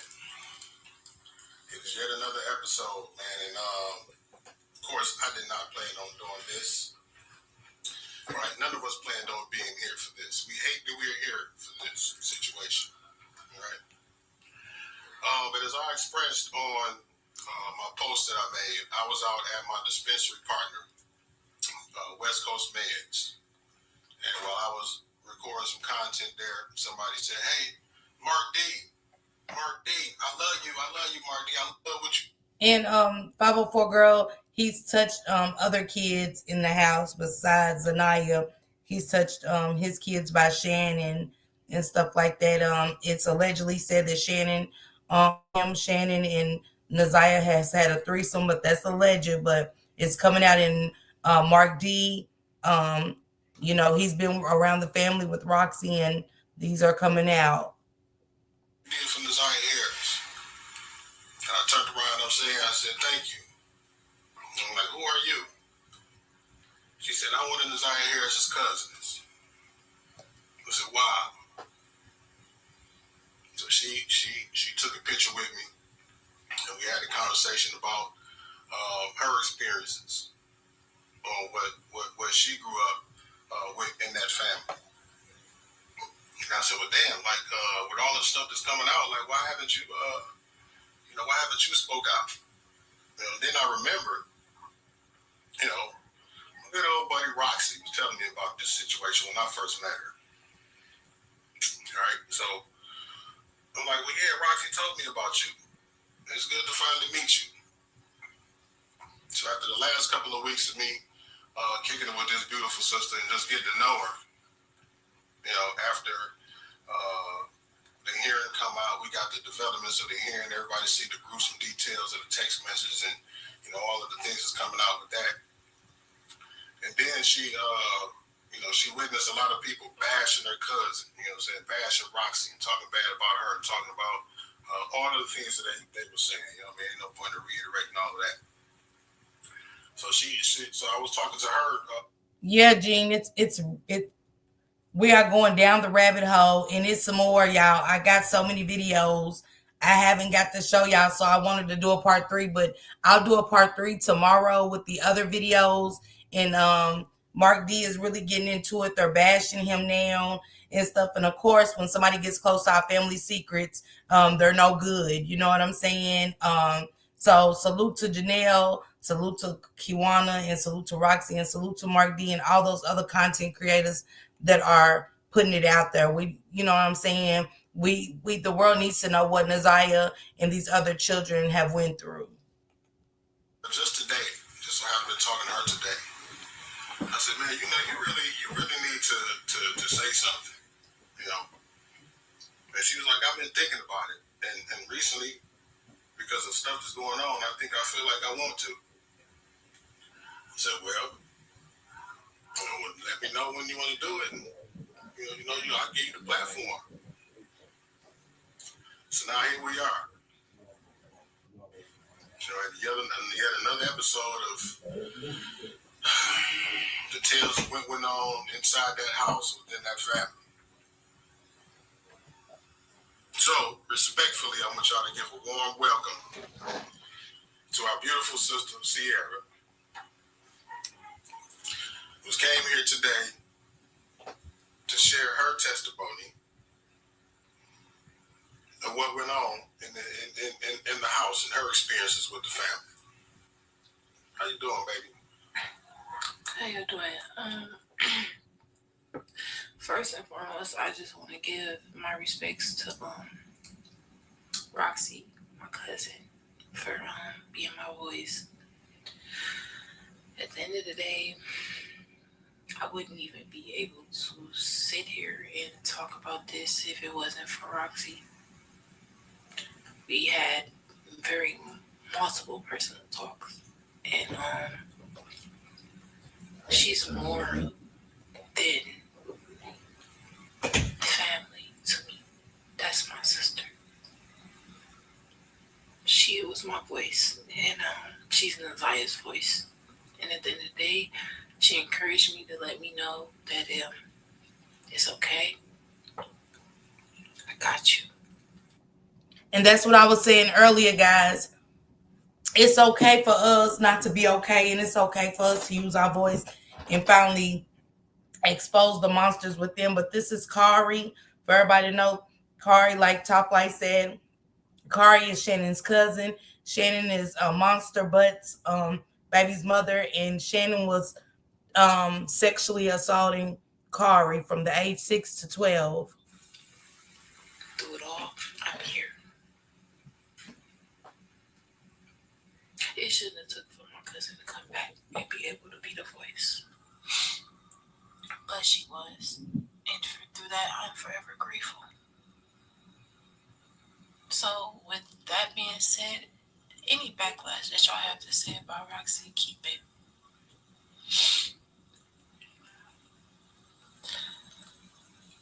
Furthermore,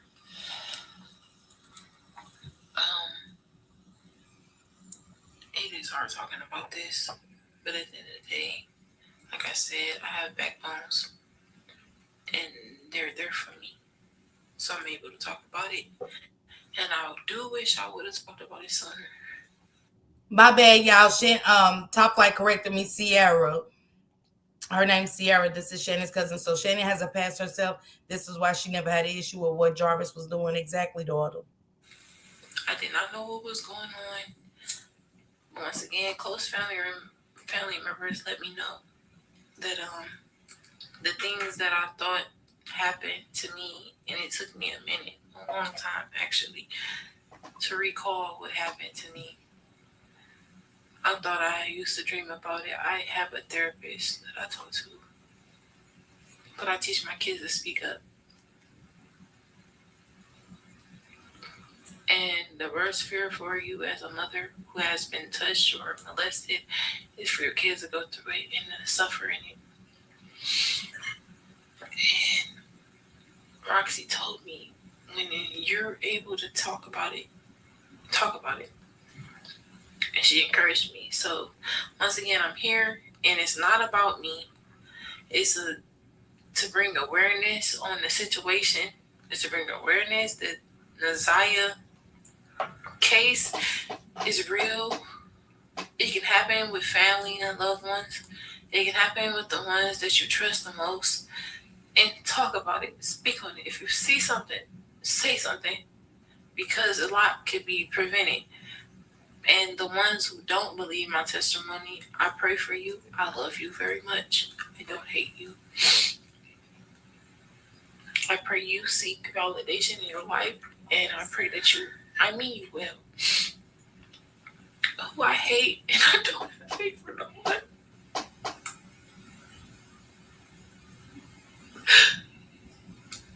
I hate you, Jarvis, because you stripped Naziah of her innocence.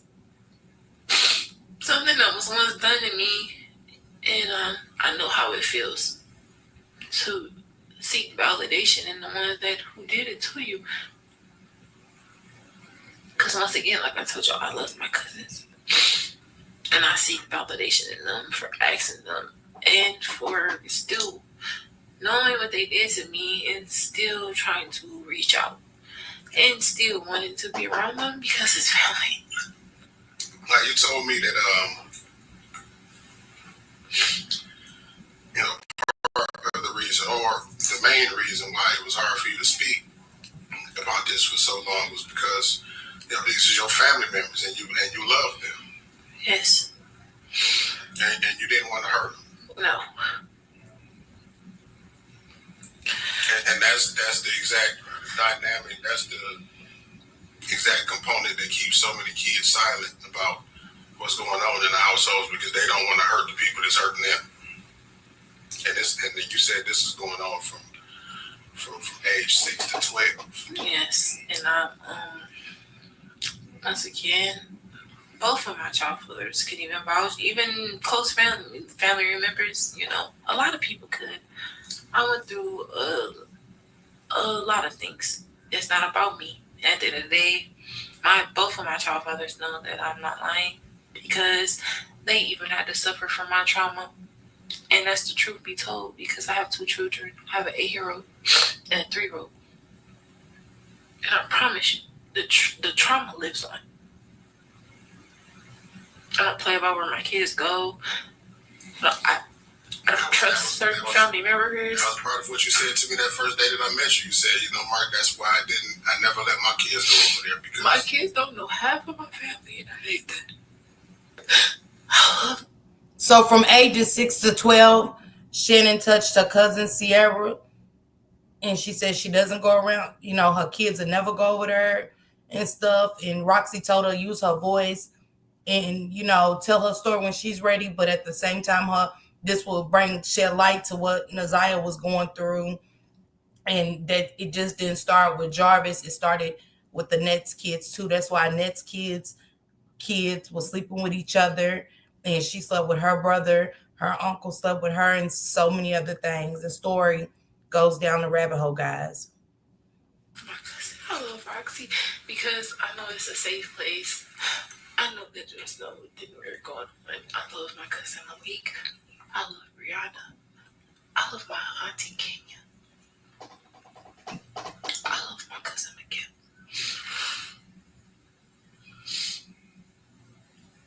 Before all this even unfolded, people had so much to say. People had so much to badger about my auntie Kenya, but she was right. Now, what I do hate is that Kiki and Janelle is bigger with my cousin because at the end of the day, you should be combining with her because I'm not going to lie. You y'all had some, y'all shed a little light of something. I can't say y'all did as much, but y'all shed a little light. I heard multiple stories. I can at least credit Janelle. Okay. With all of the credit that everybody gives me, right? Janelle is the one that part. And if it wasn't for Janelle. And I played that last night where the auntie, Annette's half sister Janelle, and Kawana said so much. Y'all gotta go catch that live I did last night. It's super sickening. You gotta stomach through it. It's hard. Top Flight said just like Zanaya wanted to feel loved, and Gene Hulk said demonic spirits all in that family. Sanu, Juanita, and Just Jay, welcome sisters. And that's what I'm saying. And as far as my sister, you know what I know, and I love you very much. I love you deep in my soul. You know that. But you should have spoke up for me, and I love you.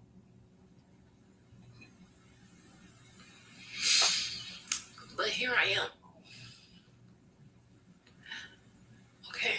And yeah. I'm gonna stay behind the ones who was my voice. And now it came to the point where they gave me the strength to be able to talk about this, and it's not about me. I just want to raise the awareness that things get real and say something. You see something, because it can prevent so much. It can prevent so much. And I wish I would have been able to prevent a lot, but I can't lie. I was going through a lot, and I didn't want to badger anybody because it happened so young, and I was figuring it out. I was still trying to make sure that what I was thinking was not something made believe, And it's so sad to say that. It took me years to realize what happened to me was not a lie. What happened to me was real. You said it was not a dream. You told me that you got older. You thought back on I thought I was dreaming it. You thought it was a dream that you was thinking about. Yes. They made everything that they even experienced me into a game. So all of the inappropriate experiences that they had, which it was, they cloaked it in the form of a game that they was playing with you, and you told me that it was actually teaching you. So Annette's kids made them doing each other a game. Yes, how to perform things. Honestly, and I hate to say it, I've been through a couple of relationships with females, and I do feel like they are the reasons why I am bisexual. I'm sorry.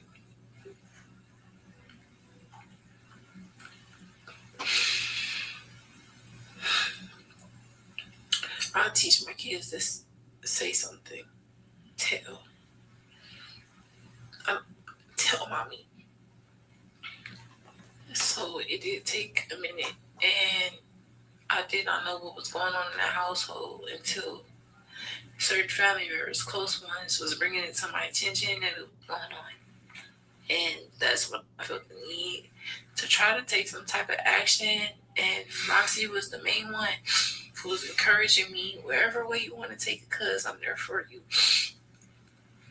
So I spoke up, and I'm ready for whatever is to come with that, because if a lot of more of us would have said something, or just even had the courage to bring it up, it would have moved further a little bit. I lost my mom in 2017, and from that, I kind of drowned in myself in alcohol. I placed myself around people who didn't mean me well. I tried suicide.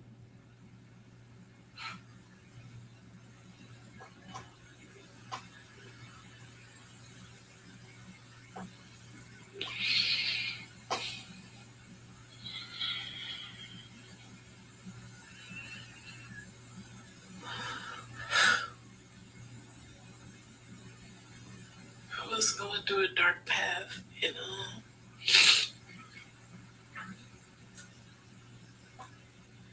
it took me a minute.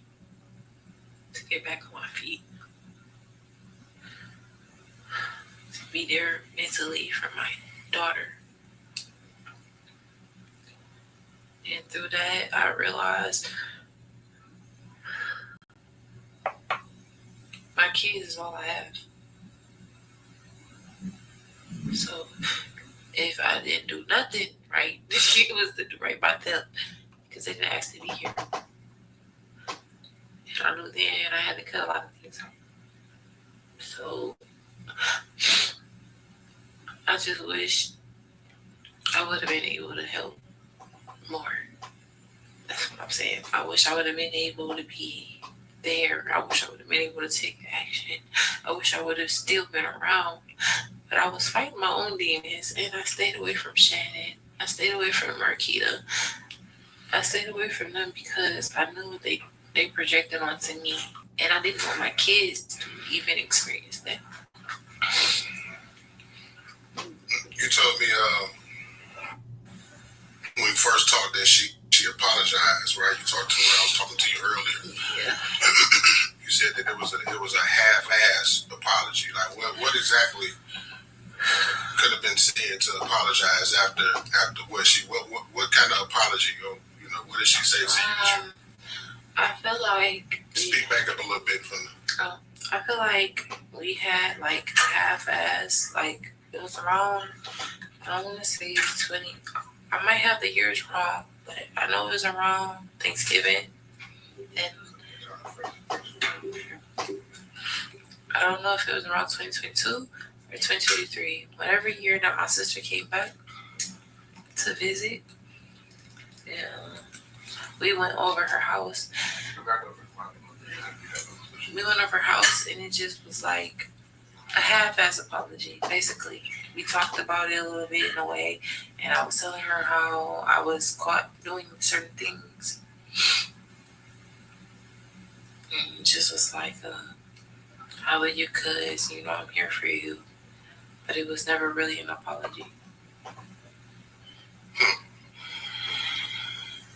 So Sierra basically told them that she got caught doing some inappropriate things. So I just want y'all to see how the generational curse with this family is going on and on and on. And like Phoenix said, we got to break the cycle.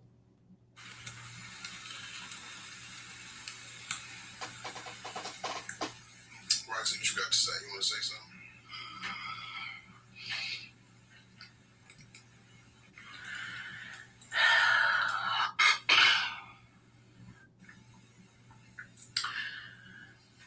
I am, This is Roxy. I feel enraged, however. I am glad that you listened to what I told you to do. For the people that's coming in, this is Sierra. Roxy's the cousin that started bringing awareness to the situation, making it go really viral. And Sierra, she knew that Sierra had been touched by Shannon. Shannon is Monster Butt's baby mother and Naziah's auntie, and she had been touching this girl from the ages of 6 to 12, and she started doing inappropriate things too. You know what I'm saying? She started liking girls after that, but didn't like it. I never did inappropriate things with anybody within my family or abused. I just abused myself with adult men. Who, child? I told you that it was important for you to speak, whether you spoke publicly or privately, for your own healing, because that was important for you. And to not. Phoenix said when she was abused, she never touched anybody, but she abused herself in inappropriate relationships with herself. She used herself as a piece of trash. Praying for you, Phoenix, baby. Let them get off. Because I told you I was coming for them. And I was going to be there for you. And I meant that. So I'm glad that you got the courage to get your healing that you needed in the way that you saw fit. And I'll be there for the next step too.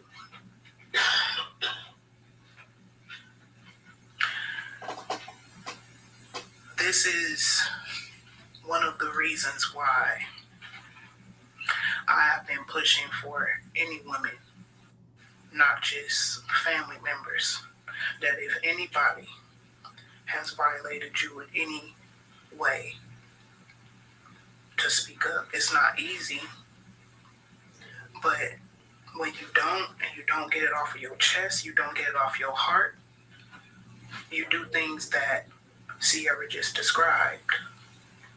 It turns you into suicidal ideation, turn into alcohol, and a slew of other things. So when you think that you dealing with it because you can put it so far back in your head, it's not dealt with. So whether you have a person to support you or not, you gotta find a way to get it off of you, because when you think that you're not thinking about it and you just store it, that box can always be unlocked.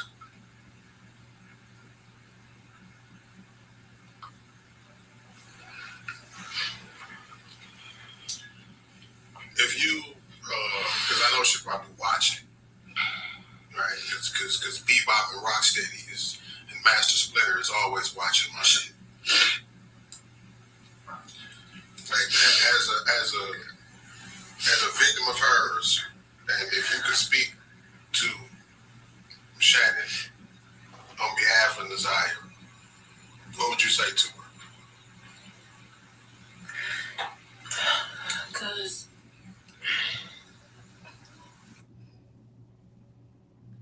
Shout out to my baby girl. Thank you, Miazni. Thank you for sending your mommy $20 on the Cash App. I love you, baby. Thank you. I'll be sending that back, but thank you. I love you.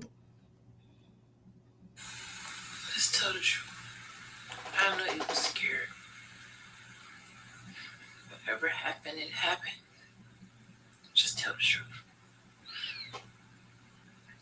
I know you was scared to raise the kids on your own.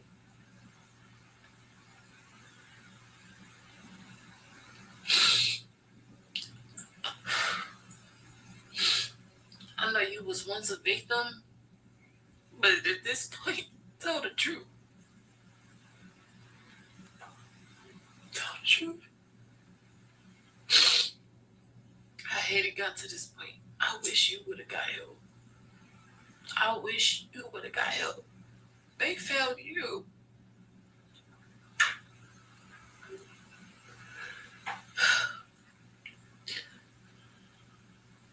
But at this point, help Naziah. If you had any love in your heart, help Naziah. You know what I'm telling you. It's not a lie. I don't feel good saying this. I don't get nothing from this. Nothing. And you know how much I love y'all. But this shit right here, I was believing y'all for a minute. I really wanted to believe you.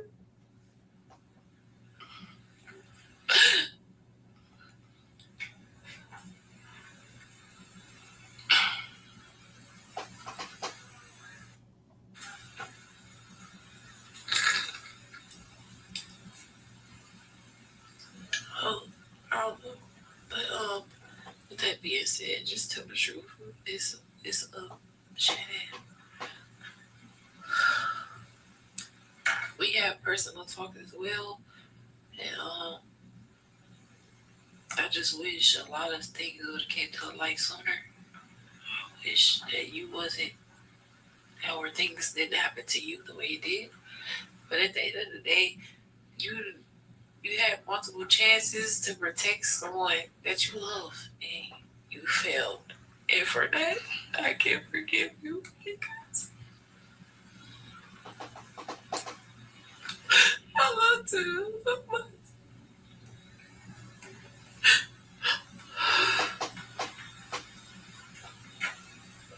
And I stopped being around because of the things that happened to me. And if you can say what you want, you can feel how you feel. And I love y'all. Y'all know how much I love y'all. But at the end of the day, the things that happened to me stopped me from coming around. It stopped me from introducing my kids when I had them. I lost my mother, and in the midst of all of that, I was going insane for real. So I know I was doing right by not bringing my kids into this, but I didn't know nothing about until it was brought to me, and my close family members was telling me that you was in relations with your child father who was a predator. At the end of the day, you knew what he was doing, and you allowed things to go on. And my baby, you know who she is, and I call her my yellow banana baby. You let her come forward and say that something happened to her. You turned right around and said she was doing that for attention.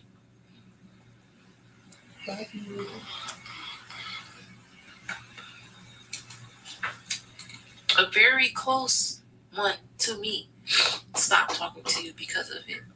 You told me that a family member that shall remain nameless, right? You came to them and told them about what was going on with you, and they held the same narrative that a lot of people are saying about Desire, like, oh, you're fast, and blames you for what it is, a family member that shall remain nameless. And that's a whole nother story, because at the end of the day, this is, once again, sibling. And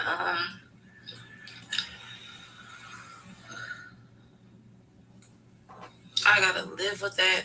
But so Sierra said when Shannon touched her inappropriately from the age of 6 to 12, a family member was saying the same thing they said to Naziah, that she was being fast. So in their family, when you get sexually assaulted, it means you're being fast, not groomed. do I want to say your name? No. But you know. You know. You have multiple times to help me. You badgered me, and hurt people hurt people. I'm a big believer in that. You're right. But if you see something, say something. And for you to be someone that was a role model to me, someone that was close to me, someone that I trusted, someone that I could talk to, someone that I could tell my problems to, or just someone I could confide in, and you didn't do nothing about it. That shows your character as a person. And I could just understand why you would hate for the truth to come out.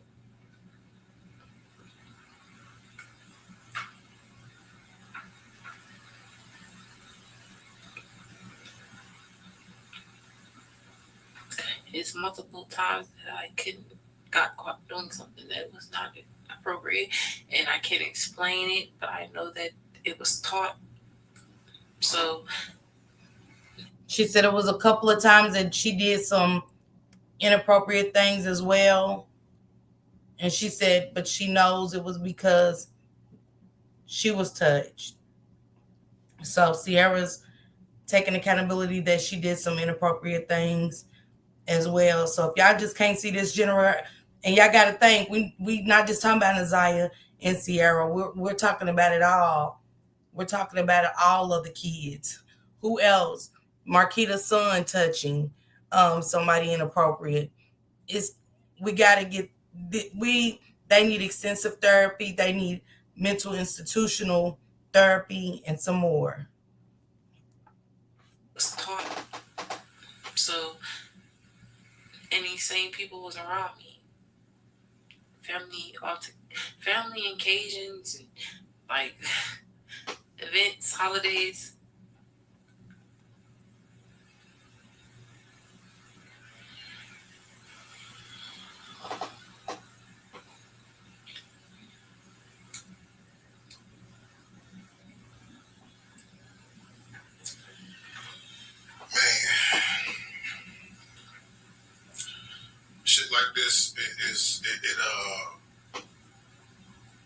clearly it affects people long after they're going through it, right? We are sitting here with an adult woman who's still affected by the trauma of what she went through as a child, and in fact, she just expressed that her children, are affected as well.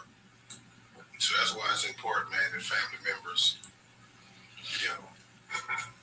not sweep this shit under the rug, and she expressed it. Ross said the entire family was infected with it and it just kept spreading. Juanita said, I agree, Ms. Parker, because it's gonna continue on to generations to come. And y'all gotta think Jarvis has touched his other kids by other baby mothers. And y'all gotta know that it's other cases with prior girlfriends. It's not even his kids, that pending cases where he's touched them. So their generational curse starts. Every child that Annette and her children and Uncle Daddy and her uncle and everybody in her family has touched, this is all different family of sexual abuse. All different families of sexual abuse. So this generational curse is outside of the family now. It's on to other families. Who have they touched? I know Juanita, I know Love. She expressed it. She loved these people, and this is the reason why it's so hard for her right now to even say the things that she's saying, because she doesn't want to hurt the people that hurt her in the way that she's still healing from. This is part of her healing process, her recovery. Still, after she's twice the age that she was then. Well, I just wanted to say, as far as my sister, I know you listening and you're chiming in. We understand. I love you, Kiki. Do I wish you? Jarvis was touched as well. We know that Jarvis was touched as well. He had been sexually assaulted when he was younger as well. All Jarvis, he has over 20 kids, and his oldest, his first baby mother was his mother's friend. He was 15 or 16, and she was 27. And the rest of his kids, they was all young. Nobody was over the age of 16 when he got them pregnant. Over 20 kids. So, yeah, and we don't know what other kids have been touched. 13. Lalizzie said 13. So just imagine. And we don't know what other kids he's touched within then. We're waiting to the court case. And don't forget, last night, if y'all go back and watch the live, the Aunt Janelle, which is Annette's half-sister, said when they was in court and that camera shut off, we knew it was bad, but we didn't know things was that bad and disgusting. So what we're hearing is nothing compared to what that baby said on that stand. We will yet to find out until court, till the trial starts, I think March the 7th. And I will be in that Zoom. This is going to be bad. So I wonder what's the difference in the mentality between each individual that makes them feel that they can specifically touch each other individual, and what makes another individual hold back. I don't know, Phoenix. This is horrific. You would have did more, yes. Do I not understand where you come from? I do. Do I know your trauma? Yes, I do. Is it my story to tell? No, it's not. I don't care how long it's been. Tell your story. You warned me first. And for that, I'll let you. But the things I endured within it, I am upset. I am mad. I am raging. Because you know.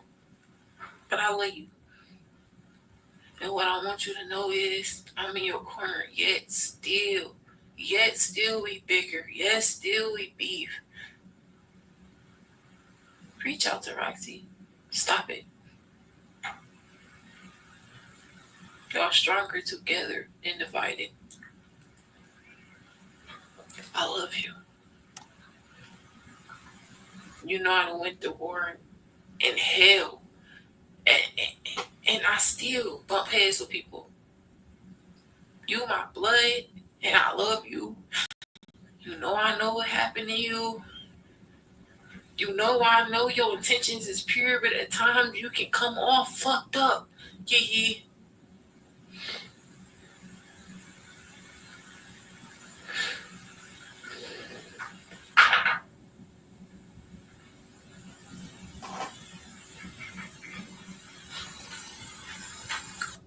Juanita said when I was 13, my cousin molested me, and I told my aunt. She didn't believe me. So I told his sister, and they had big fights. So I ran away from my aunt's house and never went back.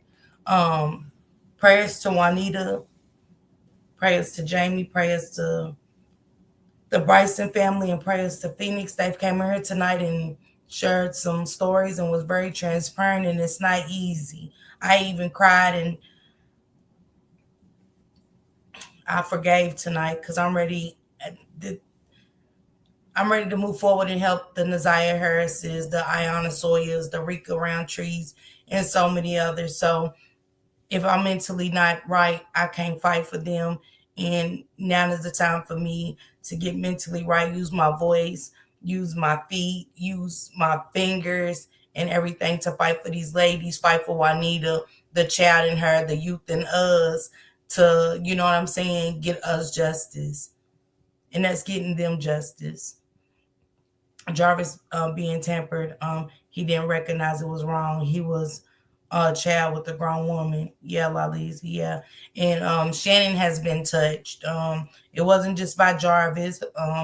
Again, whew, girl, yeah. And this is my first time hearing this with y'all. I learned a long time ago. I used to say, why me? But now I say, why not me?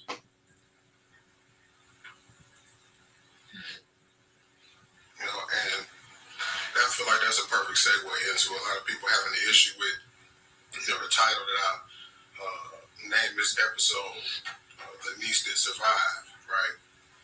A lot of people felt like that was insensitive to Naziah, but it was not in any way, shape, or form meant to be insensitive to Naziah, but more so empowering to a person and any other person that survived a situation like this and can tell a story about it.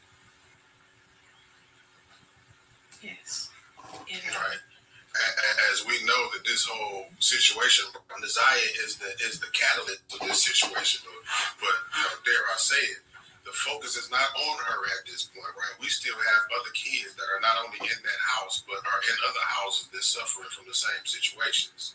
What I just say,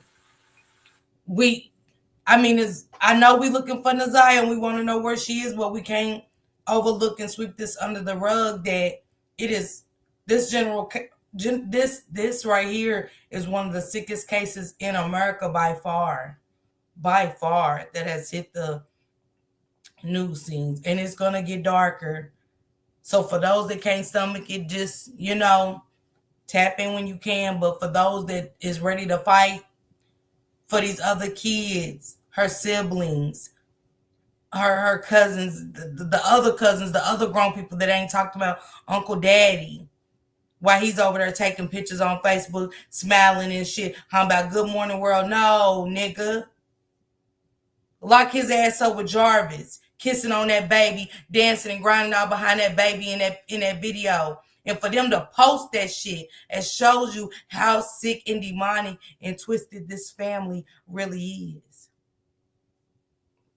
Yesterday's live was sick too. It was.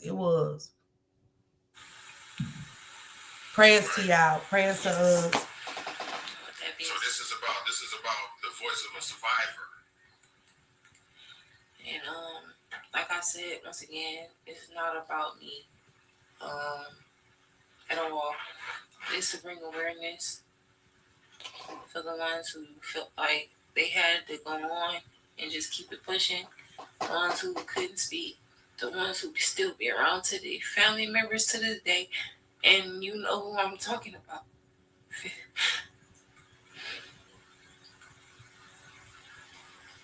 My cousin, I love you so much.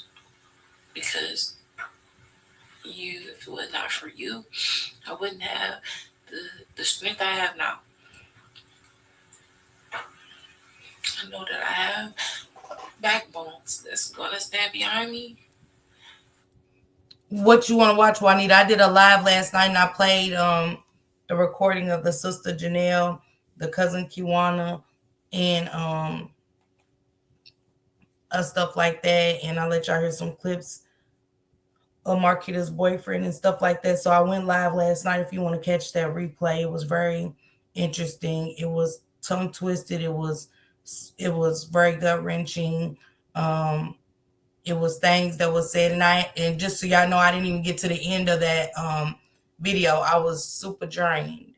And for people that's been like me, that's been through trauma, like Juanita, Phoenix, Jamie's daughter, the Bryson family, it is triggering. I wonder what the other man that they knew was messing around with kids. What other man? Who's this talking? This is Sierra Lalisi. This is Shannon's cousin. Shannon was sexually assaulting Sierra. This is her girl cousin, Sierra. Shannon sexually assaulted Sierra from age 6 to 12 years old. And with me being on Facebook, Annette and Shannon, I'm gonna say y'all names. I said I wasn't, but for y'all to be striking our channels and stuff like that to keep y'all secrets going instead of trying to seek the help that y'all need, because we know y'all don't care about Naziah. So at this point, I don't even feel comfortable saying you say her name to y'all, like, where's Naziah? But to not even seek the help that y'all need is crazy to me, with everybody in y'all family speaking out, your sister speaking out, Annette, your cousin, your niece Kiwana speaking out, and for Sierra saying all the family that knew about these abuse, y'all are sick. Naziah's blood is on y'all hands, even if y'all wasn't there to do it. Just to let y'all know, this baby's blood is on y'all hands, because y'all could have prevented it with Sierra, with Shannon, and so many others. This has been going on with it. It started with Annette's family first, before she started having kids, pregnant at 11, and then gets pregnant by her brother and names the baby after her brother, and still follows this man on social media sites and hard eyes and everything else. I think y'all get it. And if you don't, it's something wrong with y'all. RAIN is the nation's largest anti-sexual violence organization and leading authority on sexual violence. We are a dynamic organization comprised of experts and victim services. Thank you, Phoenix, for sharing that. Speak, sis. Yes. Sierra was 6 years old to 12 years old, and Sierra also has touched someone inappropriately, did some things. She said over the years, due to what has happened to her, everything stated in that home and stayed in that home is sad as fuck. Stand behind me. And for that, I'm forever grateful, because if it wasn't for them, I would not be talking to y'all. I promise you.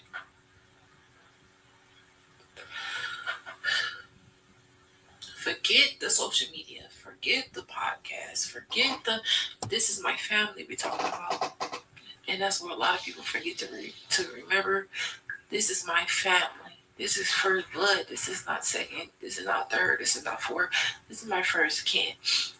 This is ones I grew up around. This is ones I raised up around. This is ones we went to fireworks with. This is the ones we had Halloween with. This is the ones I had birthdays with. This is the ones we had Christmases with. You get where I'm going? But this is the one I had Thanksgivings with. My mama passed away in 2017 and everything changed.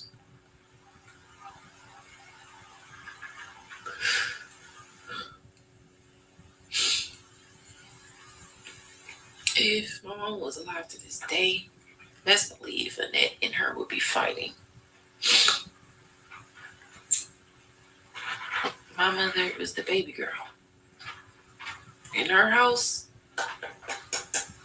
who had every, you know, it wasn't my mama house, it was my house. Yes, I can give that. But at the end of the day, my mama bring that family together, and I hate to say it, but my mom has turned her grave to know what happened to her favorite niece. I know you don't want to say your favorites, but Kenyatta, Lady, May, that was my mama's favorite niece. And she didn't play about her. Y'all know it. So to be saying anything about Kenyatta anyways, the first person who failed her anyways was Annette. And that's my auntie. And I'm saying that.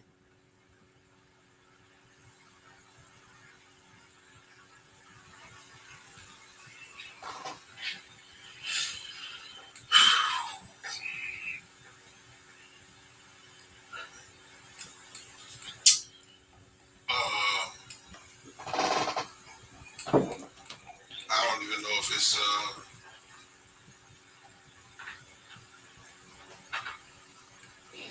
anything else that needs to be said.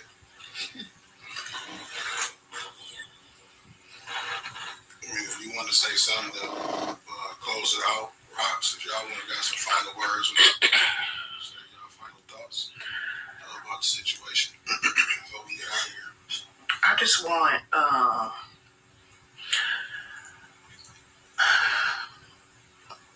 I am not probably very well liked by certain family members. Well, hell, everybody knows about it. Kiwana and Janelle. Okay, I'm gonna say something to y'all. I do not have an issue with either one of you. Okay, we both exchanged some words that with one another that neither one of us liked. Okay, I will take accountability for my part. The important part right now in this moment is getting justice for Naziah and finding her. Everybody doesn't have the same allotted amount of time. However, the tearing down of each other and barking back and forth at each other, it should be over and done with. Let me ask y'all this. With all that Roxy has done, and we heard from Janelle and Kiwana last night saying things about Roxy, but put a one in the chat if she took accountability. And from the things I've heard about her, only thing I could always say is accountability is everything. Do y'all agree? And she's saying we've said some things. We didn't mean it. I said some things. Y'all said some things. And okay, y'all might not got the time that I got. But the main point is justice for Naziah. Where is Naziah at? And I can't do nothing but respect that. That's the only two things that matter to everybody around the United States at this point, in other countries that's watching. And I did hear you ladies, and I'm just a mother. I'm a mother first. And I heard you ladies say out your mouth, we the ones did it first. And I was like, who cares? Who cares? Because I did not know until I seen Roxy's name come up and I seen it. And I immediately hit her up on her inbox like, hey, can I talk to you? What's going on? Like, I'm interested. The same way I treat the Shanquilla Robinson case, I'm just as interested in this case.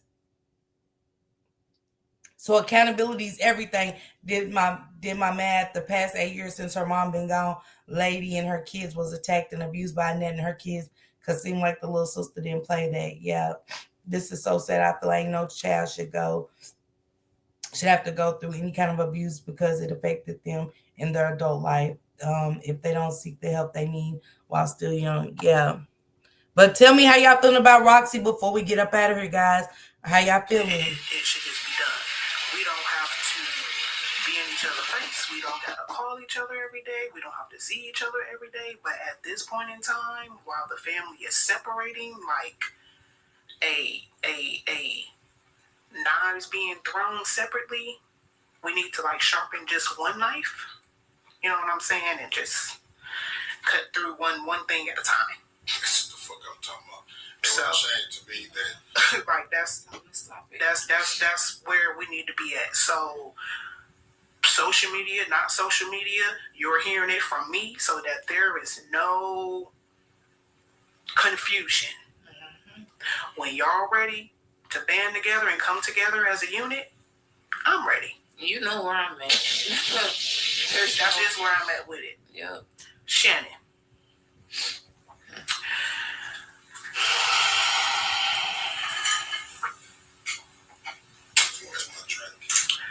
I am going.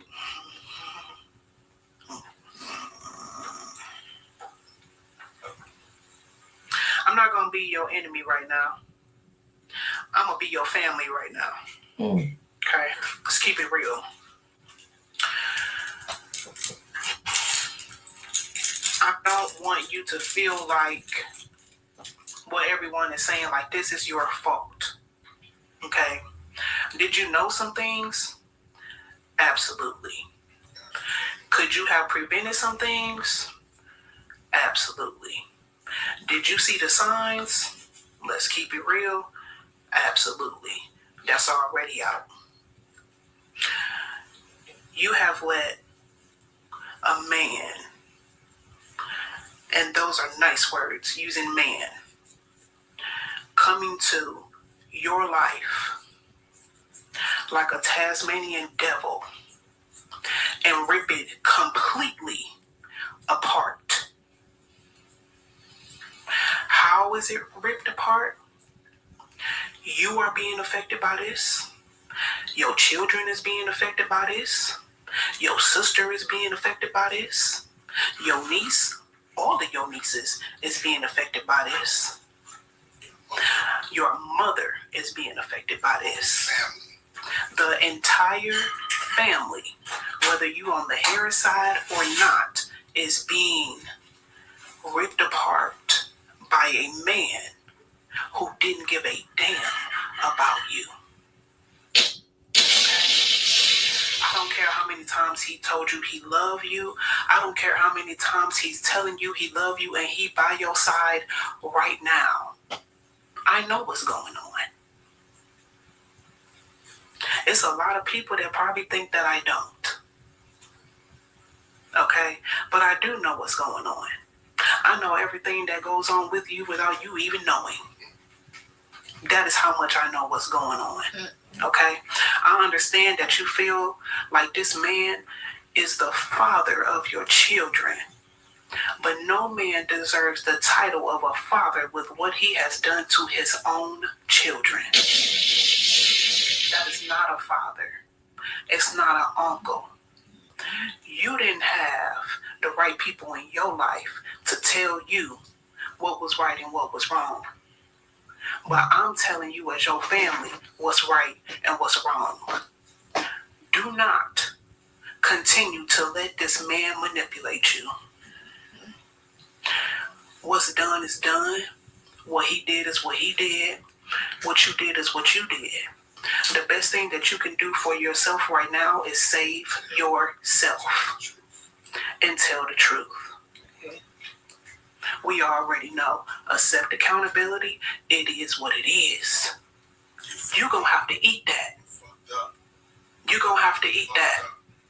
And it ain't nothing that you can do about it. But do not continuously let this man create turmoil even more in your life. Their dad is already gone. You, unfortunately, you're going to have to face your truth. Don't let it prolong you. You're stressed. You're losing weight. This is affecting your mental health. You can't sleep at night. You're crying.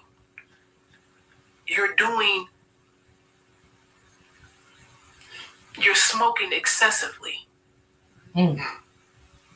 Look at how he is affecting you. And he locked up. Look at how he's affecting you still. Look at how this is affecting your children. You got to put you and your kids first. Stop riding for him and ride for them kids. and tell the truth. That's it. Get it off of you. Get it off of you. Tell the truth.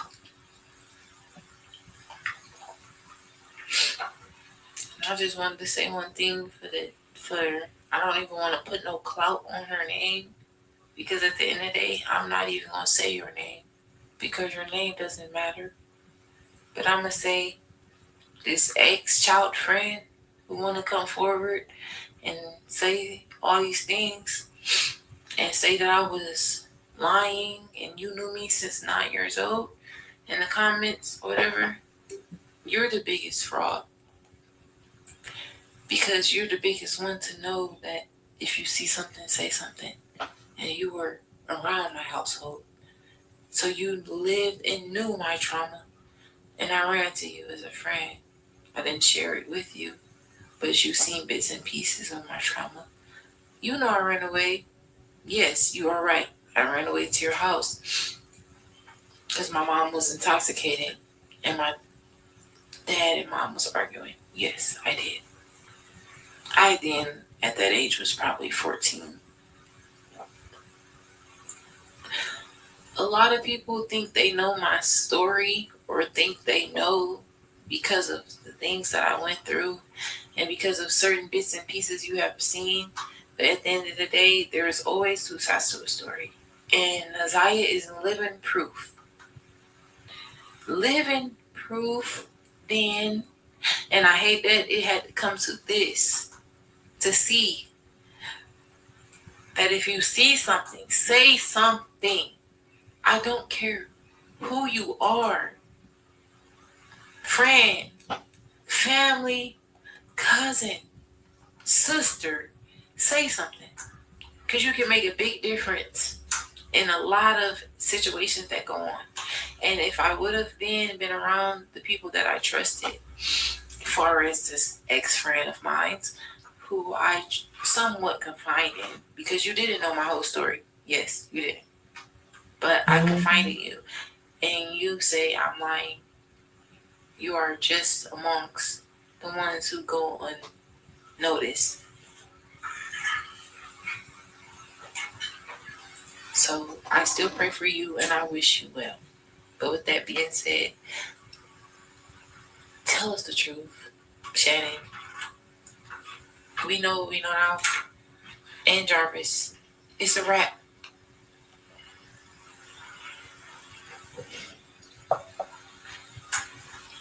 Shannon, if you at home watching, I hope you crying your motherfucking eyes out.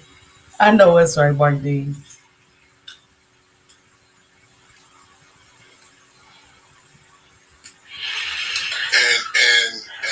And I hope that you feel the same way that Jarvis feels tomorrow when they fry his ass.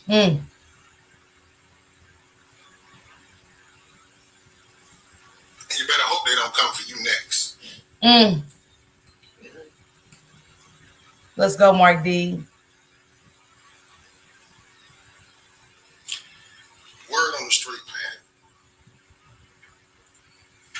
I'll see y'all next time. Whew. How y'all feel about that one? It was my first time listening to it. I promised my people I was gonna bring that to them. Once I seen it in Top Flight, salute to you for bringing you and Miss Denise for telling me about this one.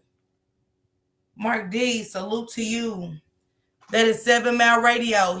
That's part 11 of ZiyahHarris, by the way. So I'm gonna go down tomorrow and we're gonna get to the other parts of what Mark D uncovered with his family, because he was in a room with Roxy. I know him and Roxy's no longer talking. They went their separate ways, but my God, today, Juanita, you ain't heard nothing. Just like I said, this is one of them, just when we think like we've heard it all, it gets deeper. It gets sicker. It gets crazier. It gets wild. It's just like, it's like we ping pong balls with this. We shot up here. We back down here. We back in the middle. We at the top again. We back at the bottom. It's like you never got part one to this story because we keep going in the middle. We keep going to the back of the book. Now where's the intro to the book? We just don't got it. And again, Janelle and them said in the courthouse, we thought that we knew how sick it was in the household. We didn't know once the child said what they said on the stand, it was sicker. And we're disturbed by what we're hearing. We wasn't in the courthouse. We don't know when the cameras turned off when that child testified.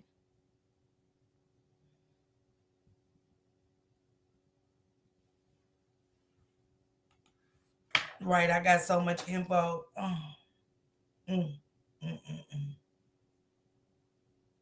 I tell y'all what.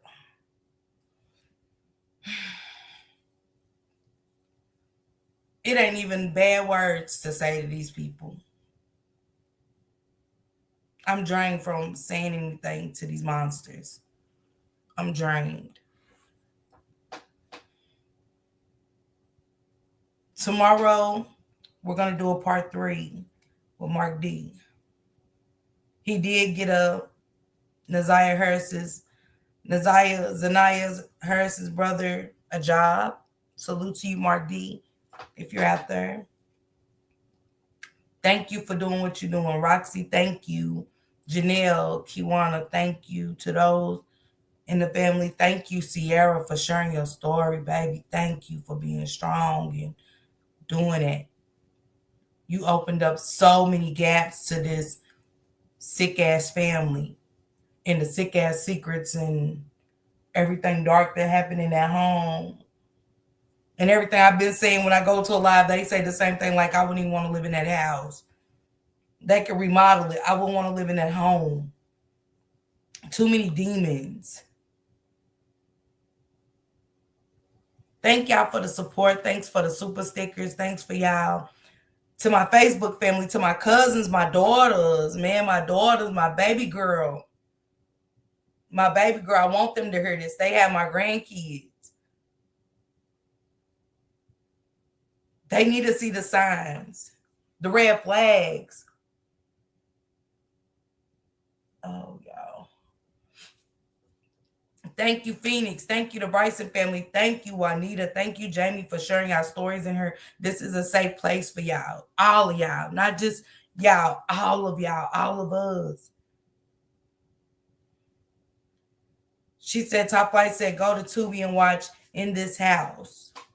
She's been stressing this movie, so I'm going to catch it. Pull up tomorrow with me for part 3. And we're going to call that one The Secrets We Hold.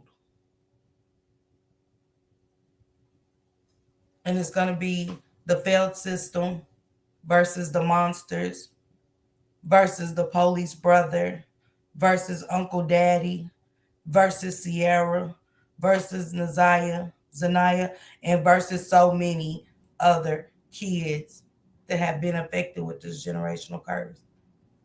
I appreciate each and every one of y'all, man. This is golden. This is epic. And I say that because we fighting for her like she's ours. When we do these cases, I see the passion. Even when I go and I'm in the clouds and somebody else's, I see the passion. It's not just us. It's people over there with Tootie Uncensored, with Mark D, with Real Jing, the Talking Bougie, Real Talking Bougie. It's people all over wanting justice for this baby, as it should be. Justice for all of them. To Iyana Sawyer, after hearing that story and hearing those sick-ass messages, my God, what these babies have endured, oh my God. Just when we think our stories are gruesome and sick and sad, we get to the lives of theirs and we have nothing compared to those. We just have similarities of abuse. Hey, DJ. Hey, bro. Thank you, bro. Shank Rock is going to be talking about it as well because I want to hear the men's perspective. DJ Blackout. I want to hear your perspective. I hope Shank Rock gets a panel of men. Because us women, we get emotional and we say things. We judge quick. But with these monsters, I want a man's perspective. And I told Shank he tried to stay away from it. He's so drained from the Shank-Willa Robinson, I get it. He had so many cases he's trying to cover too. I get it. But thank y'all. I appreciate y'all. We've been here for 4 hours. Y'all rocked out for 4 hours with me. To my Facebook family, Lynn, I seen you, cousin. My cousins was up in here. Teacher, I seen you, cousin. I love y'all. Michi, I love you. Thank y'all so much. Thank y'all so much. This means everything. Because it takes a village. I can get on her all day and do these stories, but it takes a village. It takes a village. It takes a village to heal. It takes a village to touch hearts all over the world. And ZiyahHarris has touched our hearts beyond imagination with all those dark, sick motherfuckers in that house. And I'm going to play the trial first. I want y'all to hear Granny Monster and Auntie Monster first. And I want y'all thoughts. She said men hold their abuse in and are less likely to speak out. Now they always know they have a safe space and much love. You know, if I'm not at work, I'm always going to be here to support you and Shane. Bro, I know. I already know. You ain't even got to say nothing. I know what it is. Watch those kids. Check those phones. Protect our kids. Before we leave, drop those hashtag protect our kids. Treat this baby as if she was one of your own. We wish we could do something. We wasn't even in the home. Top Flight, I know you are. Top Flight be up y'all till 2 and 3 in the morning, getting to the meat and potatoes of this story. When I say the girl be up researching, not just sending anything. She's up. To you too, sister niece. She's on them stories. She's on these stories. Yes, protect our kids, protect our babies from that generation of monsters that's going to be in our society. You do too, Miss Denise, but Top be on it. She had me up till like 3 o'clock. I was like, damn, Flight, when did this happen? Send me another one. Send it to me. But I want to take us out with this one. I do. I gotta take us out with this one more time. And then I'm gonna play that clip for y'all. But yeah, thank you, Flight. Appreciate you.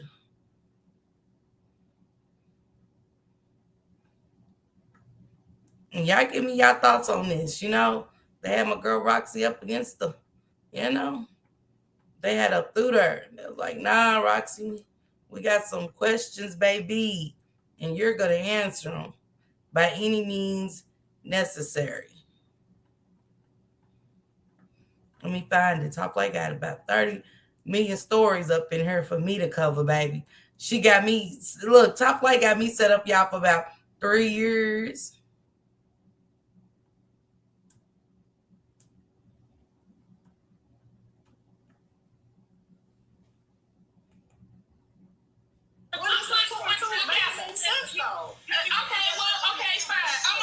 Because I ain't no stupid motherfucker. Oh, yeah. I'm going to touch on that a little bit tomorrow. Come up here and then ambushing her. Ask her questions and then move the fuck on. Make Thank up you, your own Ron. theories on your own. The what I'm saying is, I'm not saying that, you know, if she's 2 years old, your antenna wouldn't go up at 2 years old unless you knew previously that there was some type of essay going on beforehand, and that's when your antennas will raise up at any No reason for my antennas to go up because I did not see anything going on. When I saw Naziah, she was with her mom, just bringing her around, just saying, hey, cuz, you in town, what's going on? This is the baby. Like, that's it. I never met Jarvis ever. So when did her mama turn over custody to her grandma? According to her mother said that she had custody of her when she was 2. I did not see Annette in them. Naziah was with her mom, and she thought she had her baby with her. I don't know what month. So they she had custody of her. Mom's man was SA and her. So you didn't have any inkling of that? I've never met her. I've never met Annette's husband. No. So Annette's husband was touching Zanaya's mother. I don't know, Roxy. I mean, we was on the same page. You don't know. I'm trying to help you figure it out. Because it's not making any sense that you saying you don't know nothing about this. You don't know nothing that's going on about this. I'm passionate about this because she's 12, 13 years old. Okay, You ain't no way in the world this girl is saying all this shit in this text message to this grown ass man, and nobody is knowing that this girl is out of her marriage and being a 12-year-old. Some text messages if I wasn't living here. Explain that to me. No. You said that a million times that you wasn't living here. Right. You said that a million times. What messages is in her phone? You said that a million times that you wasn't, and we asking you these questions, and you coming up against the wall. Maybe just tell us. Maybe answering your question. Roxy, just tell us you was a different. Like, you ain't answer her questions no more. It's up to interrogator. We gonna ask the questions. We gonna ask the questions. Right. If you want to come up with your own thing, that's not. I'm putting two and two together. Make your two and two together. Okay, fine. I'm gonna mute my shit because I ain't no stupid motherfucker. Roxy, I got a question. Ask her to come up here and you ain't ambushing her. Ask her questions and then move the fuck on. Make up your own theories on your own. We're not the investigators. Ask the woman what you want to ask her, and then let somebody else ask a fucking question. I mean, she basically like, you knew because you saw the baby and doing this. Like, girl, what? Well, ask y'all questions then, because if y'all ain't answering no questions, I got a million of them. Go ahead and ask this question. I got a million of them. I got a million of them.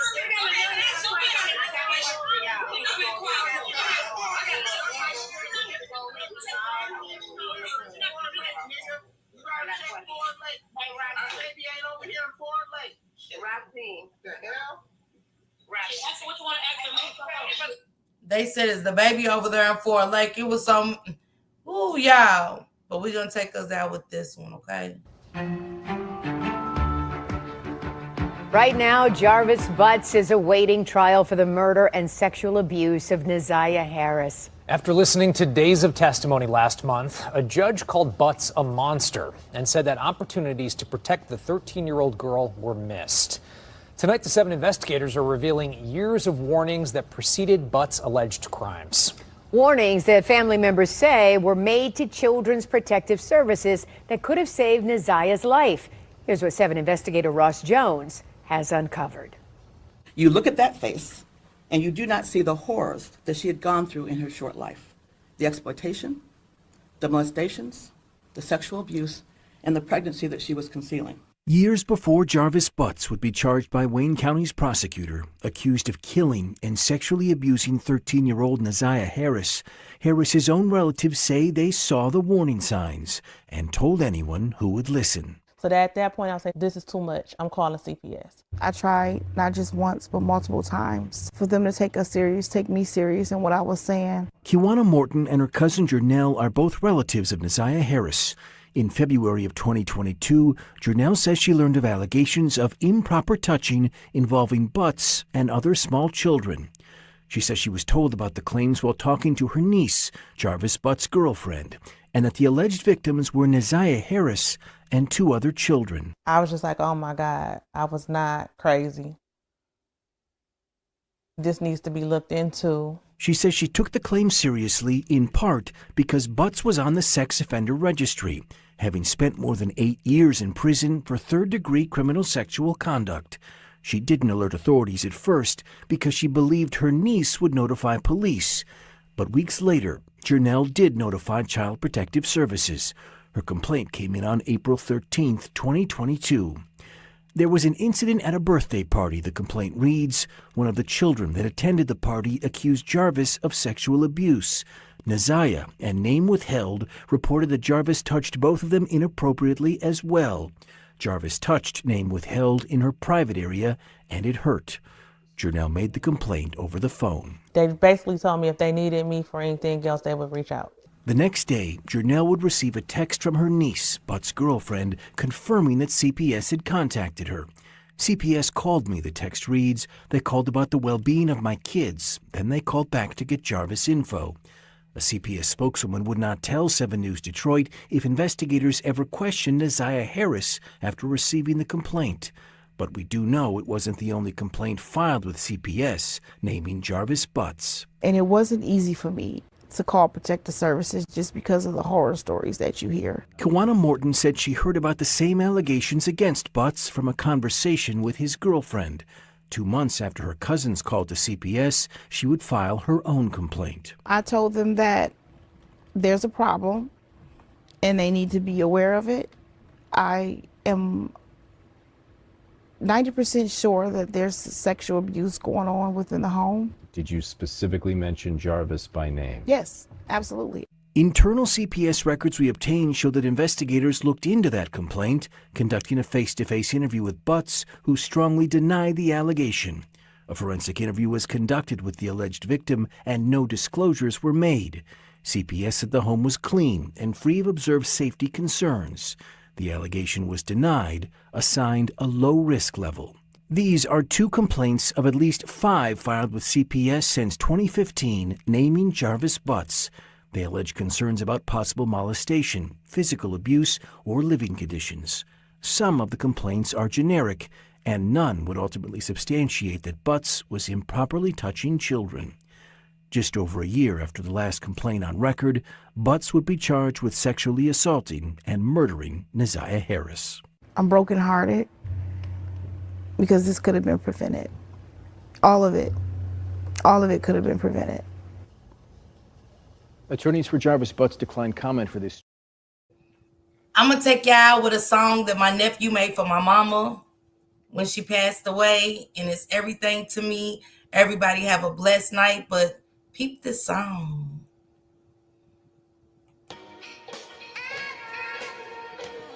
Hot R&E shit, nigga. ATM shit.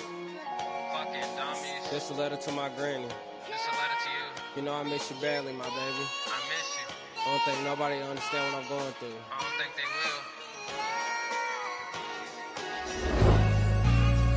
I'm gonna eat. Yeah, you gonna eat. Forever. I promise you I'm gonna get you that house. I promise you.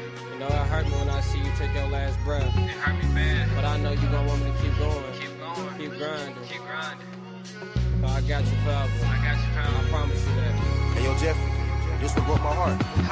Yeah, I lost my granny. Niggas wouldn't understand the type of pain I was going through. I was broke inside, niggas never seen, cause I kept a smile on my face. Walking alone in the night, just trying to talk to you. Tears rolling down my face, feeling like I'm lost in space. Smoking blunts back to back every day. Nigga hurt inside, certain nights I cry. Wishing you was here with me, I can't even lie. I can't even put it into words, it's like you ever lost somebody I was so close to you, feel me? She raised me to be the man I am. She never wanted me on the block, but every day a nigga told her Glock, because the city hot. She always told me do my diddy bop, and every day was a funny day, nothing came between us, nah. She was more like a mother, never raised a sucker. Nigga try to play, nigga bet I put you under. Yeah, she showed me how to hustle, now I know how to flip it, now I'm watching double. Fact, I keep thinking about that night before my 21st birthday, and I had your shirt in the car with me just running around the block. I was like, yeah, she gonna be proud.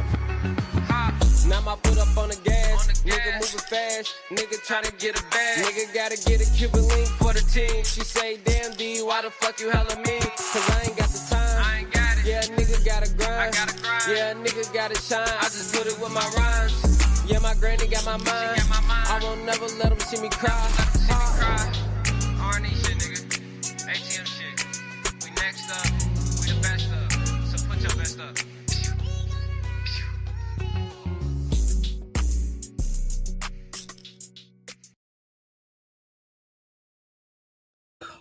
Y'all, in that song, when y'all hear her say, that was my mother saying, I want to eat. She was always ready to eat. So that's all I got left for her besides her pictures and her memories is her voice in this song. And Shank Rock, salute to you for downloading it for me. It means everything. Salute to my nephew for making that song for my mother. I know she's watching down on me. She helped everybody, and I know that's her coming through God and pushing it through me to help these babies, okay? I appreciate each and every one of y'all. Y'all go have a good night. Irv Gotti passed away today. What?